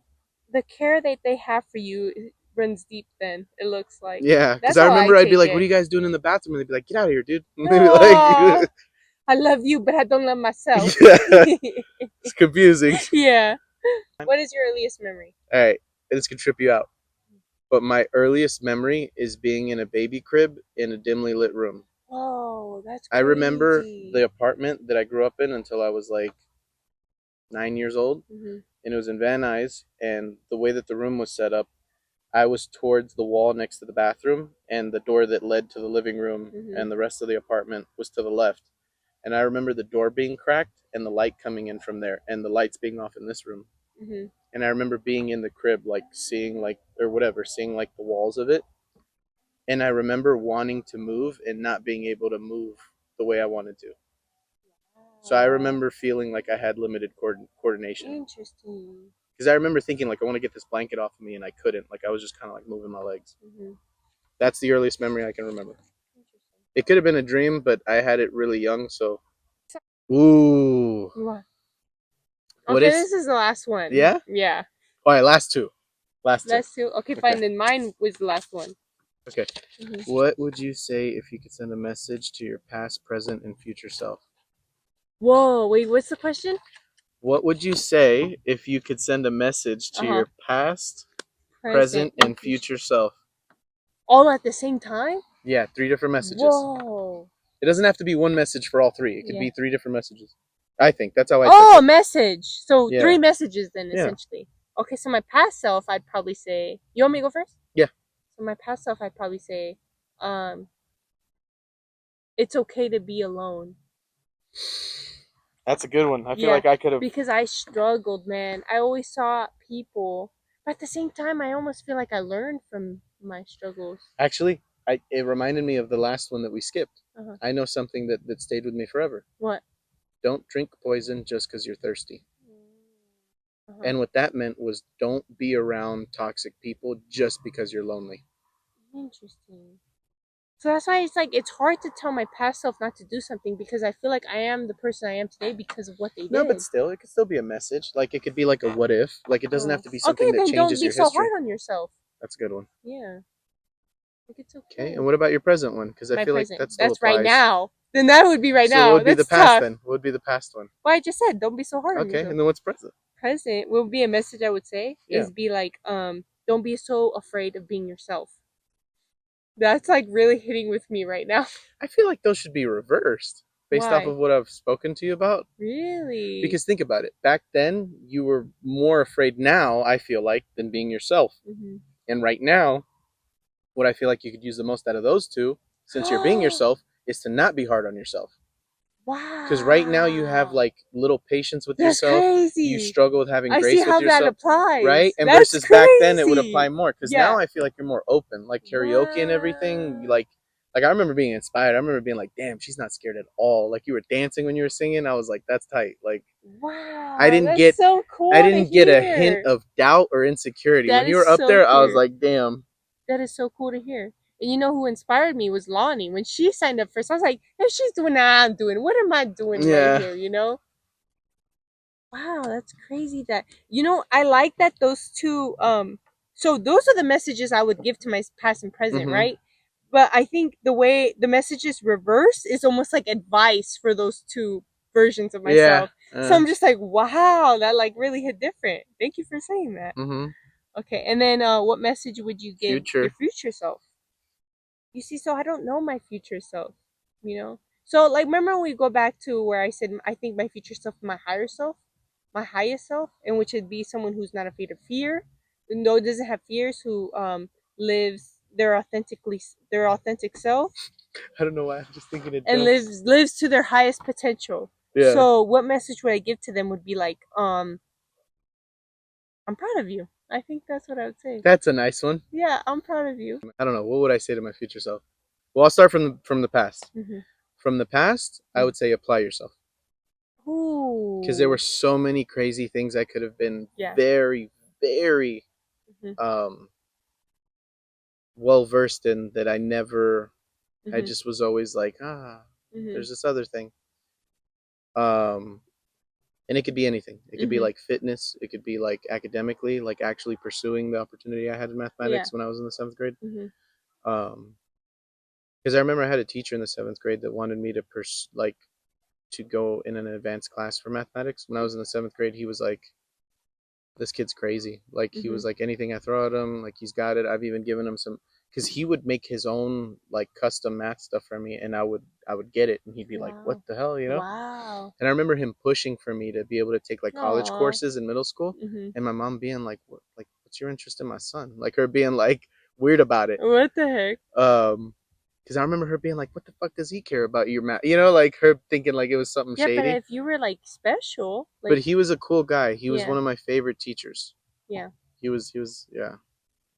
So I would say apply yourself. For my present self, I would say don't let the past hold you back. So like, I guess if I could summarize it in a phrase, it would be give yourself grace. Oh, wow. Because I feel like I get stuck a lot. Like, we're so hard on ourselves right now, huh? One of the random things I get all the time to this day is like I'll randomly think of an embarrassing moment, and it'll be something that's really stayed with me. And in the moment, I react to it. I go, oh, like literally, I'll be driving for Amazon, delivering, and I'll be like, oh my God. Because I'll remember something. Like, I'll just randomly react. No, yeah, you need to give yourself grace. And I feel like I'm feeding it. Like, every time I remember it and I get embarrassed, it's just lining it up to come back up again later. So what I've been doing lately is I'll have a memory and I'll be like, that's tough, but whatever. You know, like, I'll basically be like, hey, man, the coolest people have had a moment like that. Like, I'll just think to myself, like, that's funny. Laugh about that. Like, isn't that funny that happened to you? Like to not let it like ruin my day anymore. Yeah, sometimes I've even audibly said like, I release any feelings I have about this. Like, I'll just be like, I'm letting go of this. Like, I've felt bad enough about it. But yeah, it's crazy. I'll just randomly have thoughts and just be like, like, I'll just think about like how I reacted. You know what? I'm not gonna lie, I have thoughts like that too, but it's not like every day. No, every day. For at you? least For once you? a day. That's if not crazy. 3 times a day, I'll have a thought, and you can any category of embarrassment. It could be getting beat up by my cousin. It could be a girl being weird to me. It could be like that car thing. That's tough. And I'll just be like, oh, like in the moment I'll relive it, and I'll be like, that's like it hits me just as hard. And then lately I've just been like, what are you thinking? That's because you're like alone most of the day. You're like a delivery driver, so yeah. You know, for me, what I'm struggling with every day is like trying to get people to like me. You know. Yeah. So that's why I just feel like maybe the mine's different, is because I'm interacting with people on a daily basis. Yeah, I feel like if I had to talk to more people to do my job, it would be more of a distraction. It would be different. Yeah, like, it'd be less inward, it'd be more outward. Yeah. Versus I'm just driving and my mind's like, populate something. And a lot of my tendencies are like negative that makes thinking. Sense. Yeah. And then for my future self, it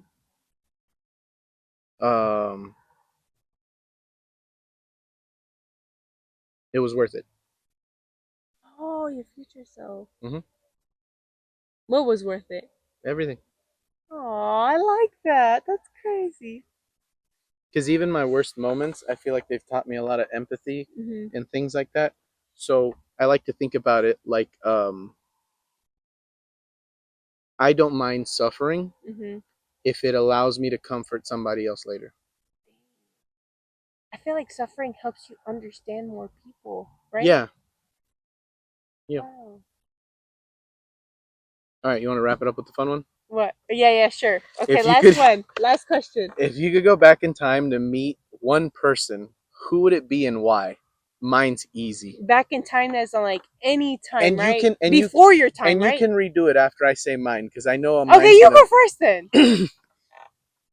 Are you ready? Yeah. Just guess. I'll give you 3 guesses. Dang it, Who do you think I would want to meet? Is it someone who's already dead? For sure. George Washington? I would like to see him, maybe talk to him, but I don't admire him to the degree where I would want to, like... Wow. Abraham Lincoln? No. I feel like you've got more personal ones. Yeah, I know, but I can't think of them right now. And it could be anybody. Okay. It could be religious, spiritual. It could be a philosopher. Like, you could talk to Plato. Really speak to Plato. or Socrates or Michael Jackson. Would it be someone in music for you? No. No. Okay. 3 guesses. I already did 2 though. I can't think of it. Well, you haven't guessed anybody. Just say a name. I said Just George say 3. Washington. Oh yeah, 1. That's and then 1. I said Abraham Lincoln. No, I thought that was to yourself. Oh no, that's to you. No, not Lincoln. Because I can't think. Elvis Presley, Michael Jackson. I don't like any of those guys that much. Dang, I'm trying to think. It's hard for me to remember. I'll give you one hint. Last guess. Okay. It's a religious person. It is. Jesus Christ. No, that's too much. I feel like I'm not equipped to speak to him. Wow. I don't know. I feel like he's so full of love. I don't know. For sure. Right? I feel like he'd have good there's teachings. no wrong What thing. the heck? If anything, I think that'd be mine. But something in my mind is like I don't know. I just think like that's a lot. Okay, so who would yours be? King Solomon. I don't know who that is. David's son. Who's David? The guy that killed Goliath. I don't know that story. You don't know the story of David and Goliath. I've heard it vaguely. But so basically, I don't know. It's this beautiful Jewish young man who finds out that there's this guy terrorizing and like there's like war going on and all that. I might butcher some of the story because I haven't been to church in a while. But from what I remember correctly, is that David had done great things with the power and belief in God. Like, for example, he was a shepherd and he killed a lion with a sling, which is crazy. Like, he cracked it in the head with a perfect shot, killed it. Interesting. And it was going to kill, like, his sheep and stuff, right?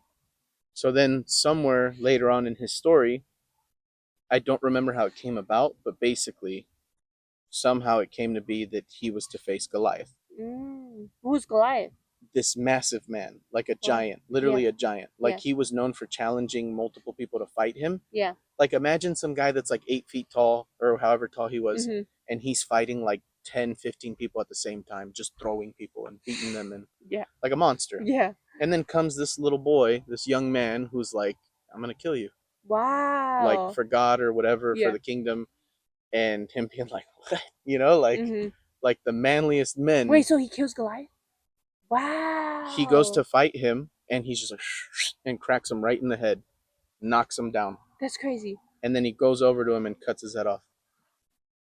Wow. If I'm remembering it correctly. Yeah. But my point is, he was beloved by God. He was like a special moment. I mean, like literally the Star of David. That's what it's called. The thing that Jewish people wear. It's called the Star of David. It's not the Star of the Jews or the Hebrew, whatever, right? Like it's commonly called the Star of David. So he's a special person. God blessed him in a number of ways. One of the ways was that he made his son, if I'm remembering correctly, his son Solomon. It says in the Bible, he is the wisest man that has ever lived and will ever live. So nobody will be smarter than Solomon. And that's why I'd like to meet him. Wow. Also, because if you follow his story from what I remember, he still did things that betrayed his early teachings. Like he married people that weren't religious the way he was. He had like pagan wives, did pagan practices. He probably had sexual indiscretions and probably did substances and stuff. But I've always been fascinated by it that like literally the smartest man that will ever be still made mistakes. Interesting. So it goes to show that knowledge isn't an absolute prevention to missteps. So now I feel like I have a good answer. Okay. So, and it's funny because I didn't have an answer before your answer. I knew that it was going to inspire something because it's a crazy answer. Yes, it's the smartest guy that will ever live. Okay, so for me, I think I would want to meet King James. The guy who translated the Bible, bro. Yeah. Because you know what's crazy is I remember Marcos being like, and my brother, right? He's so like, really like part of his personality is the Bible, you could say, because he loves religion so much to the point where he's always like talking about it. And I remember, and sometimes if he gets me to like hang out with him after a while, there's never a time where I'm hanging out with him to where he doesn't bring it up. He doesn't bring it up. Yeah, so he brings up the Bible and he tells me, read this part out loud. I want to hear you, blah, blah, blah. I like that he asks us to read it out loud. I feel like it makes a difference. I'm so open to learning about it. So, but what was interesting is that I asked him who translated the Bible, and he said King James. This is the King James Bible. Yeah. I'm like, do you know anything about him? And I love that you asked that because you made me research him. And he said no, and it made me think how many people just believe things just because. Read this Bible, taking it and making it a part of their whole life, a part Without of who knowing they are, who. or without knowing who translated this Bible. But at So the I'm same just time, like, whoa, but mind blown. at the same time though, if you're going based off that logic, Mhm, you have to respect the humanity of him. mhm, Because I know you're going off of like, I want to know what kind of person he was, mhm. but if you look at anybody that's ever been chosen by God, they're Mhm. misfits. Think Yeah, about it. Most yeah. of them are misfits. Like Peter denied God, Mhm. and yet he was a disciple. Yeah. I think there was some other disciple that was known for having killed people. Like he was muscle. He was like a goon that would beat people up Mhm, and like kill people over disagreements. mhm, Like all these different people that sinned in different ways, mhm, and God has still used them. So in that sense, I would say there's an argument for grace for him. mhm.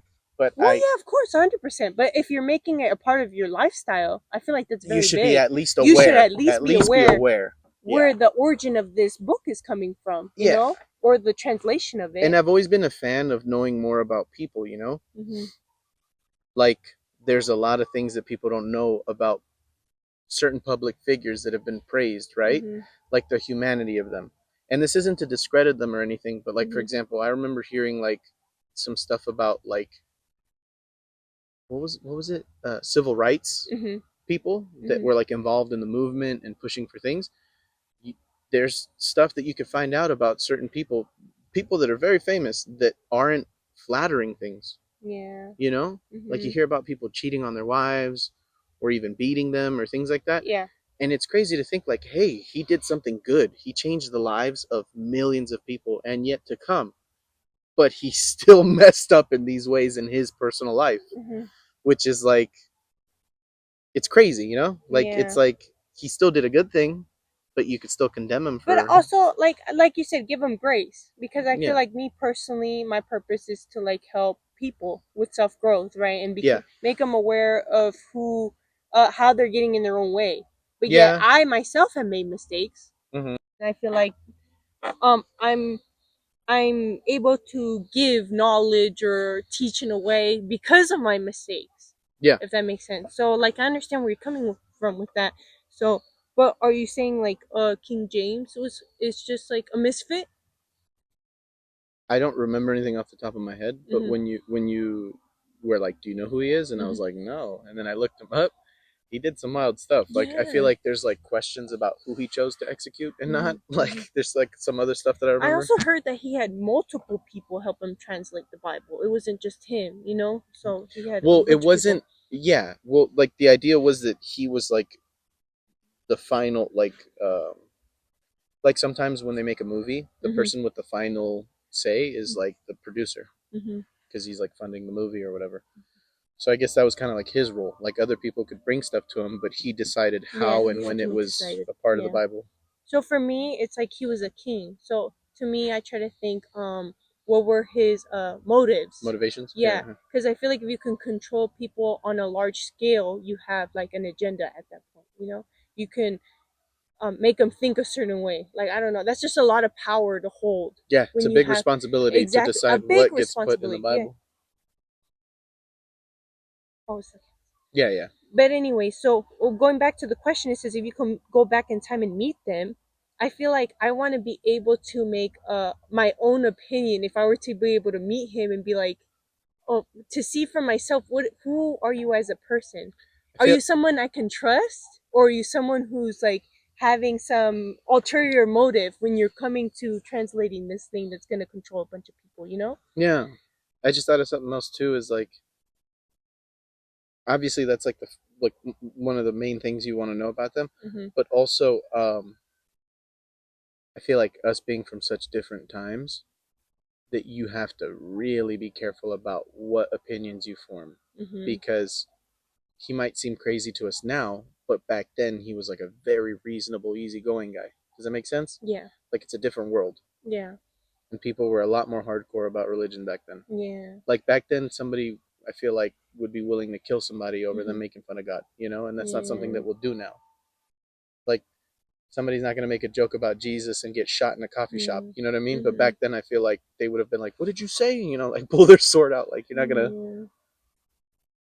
I mean, at the end of the day, I think the Bible, whether who translated it or who created it, wrote it or anything, I think it has many good life lessons Lessons, in there. Yet that can really help guide you to become a better version of yourself, Mm-hmm. to help other people, to just be like a nice person overall, you know?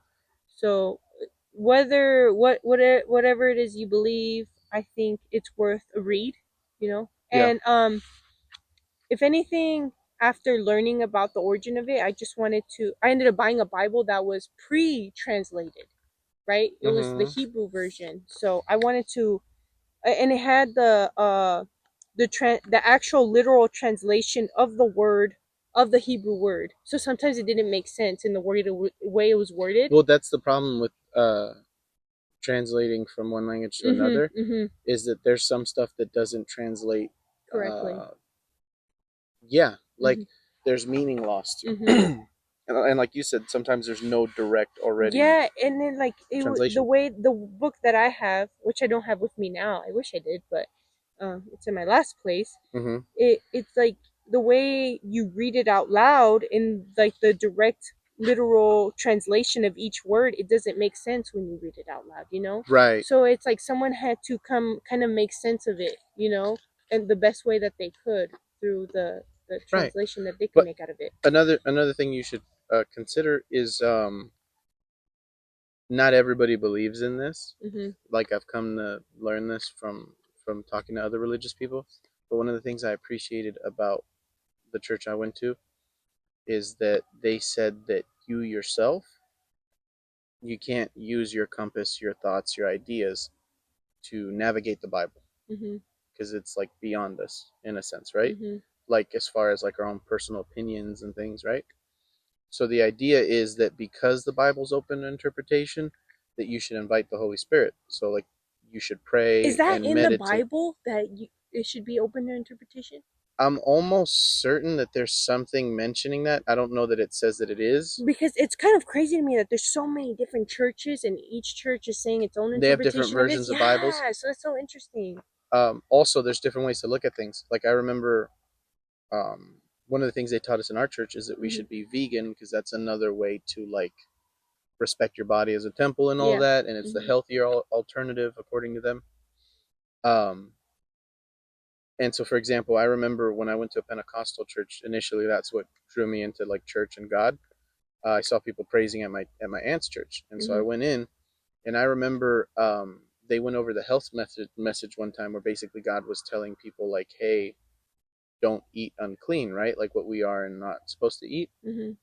And they took that story as a reason to eat whatever they wanted, because their interpretation was, when God tells the guy, how is there anything unclean that I've made? How could I make something unclean?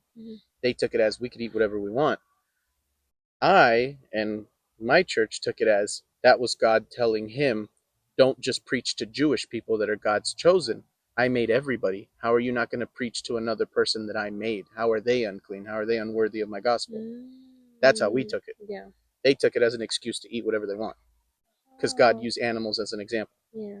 So like you can interpret a lot of things in different ways. Different ways. And that's why I always appreciated that they should say you should take time to meditate, speak to God, like pray, tell him to give you discernment. Tell him to put you in a mental space where you're connected to the Holy Spirit and you can receive exactly what he's trying to show you. So like it's a whole process before you even open the Bible. And then when you do open the Bible, right, God willing, you're in the right mental space, and what he needs to get to you will get to you. Yeah. Even if it's you luckily opening the right page or whatever, you know what I mean? So it's like, I think that that's a big thing. And it makes sense, because like imagine you're a man, right, a preacher, and you have your own little things and ideas and insecurities and whatever. If you get the Bible, you're going to be biased in your own experience, right, whatever you read. And God didn't put you up there to teach us what you think. He put you up there to teach his word. Yeah. So you have to be in a certain mental space to do that, because as a human you have a natural filter that messes with things. Interesting. But I like that answer though. That was a good answer. Yeah, King James was a really because good one. it's just like it's such an important historical figure, you know, Yeah. that changes a lot of lives, that has an influence in a lot of people's lives. Because So I wish I can make form my own opinion based off meeting him. That would be so interesting. because there's all kinds of versions of the Bible, Mhm. but multiple different churches respect the King James one. That's what makes it stand out to me. That it's not just the Seventh-day Adventists. There's like other people that not like just that that, version it's like of the through Bible. the people I care about, you know. Yeah. And I think the one thing that motivates me the most is wishing the best for the people I care about. Right. So it's like I want to learn more about them. So you want them to be aware and not just to believe things because. Yes, exactly. I feel like that's one of the best things that people can do whenever they become aware of this is that to question what you believe. And it's not to like rock your world or mess with people, but it's just like you'd be surprised how many things you just believe because your mom said so. Yeah. And that doesn't mean that they're correct. It's just the best she knew. Right? So it's like. And it's ingrained in you because Yeah. as a kid, you know? So and another there thing still might be things we still believe because of our For parents. sure. Yeah. And that we don't see yet, you know? Yeah. Another thing I really liked about the pastor or in our church and stuff is that he would tell us like, don't just believe me, go home and pray and read this again and see what you feel. Like, don't just take my word for it. And he made it a point for us to read the Bible as he read it. He never just read stuff to us. We read along every time. So it's like he couldn't just throw things in there, or, you know, because somebody could read a verse and then say what they think it is instead of reading it, you know, verbatim. Sometimes I'll even have discussions like that with my brother Marcos, and I'm just like, he'll be like, "Read this for me, read it out loud. I want to hear." And I'm just like rereading it 3 times. He's like, "Keep going. What's taking you so long?" I'm like, "I'm trying to understand what it's trying to say." Yeah. Like I want to know what it's trying to tell me, you know. And I will ask him, and sometimes he won't know, and I'm like, because think about how like, what's the point of reading it then? Because how crazy can a phrase be? Yeah. Like if you saw a whole show and then you see somebody say a catchphrase, what catchphrase they say and how they say it, you'll know because of context what it means. So it's like you can read anything and get, you know, like everything matters. But yeah. Okay, well, that's the last of that question. I feel like we should wrap things up already, you know. I feel like we prolonged this a long time. I feel like we could keep going, but you know, gotta save that for other episodes. Thanks for coming, Gonza. I appreciate you again. I wish Neil could finish. I wonder what he would have added on to this. I feel like he would have added a bunch of cool stuff too. Input. I know I missed his presence today, but you know, everybody has their own life and gotta take care of things, you know. Yeah. So thanks again. You know, appreciate you, Gonzo. Thank you for listening. Take care of yourself. Peace out.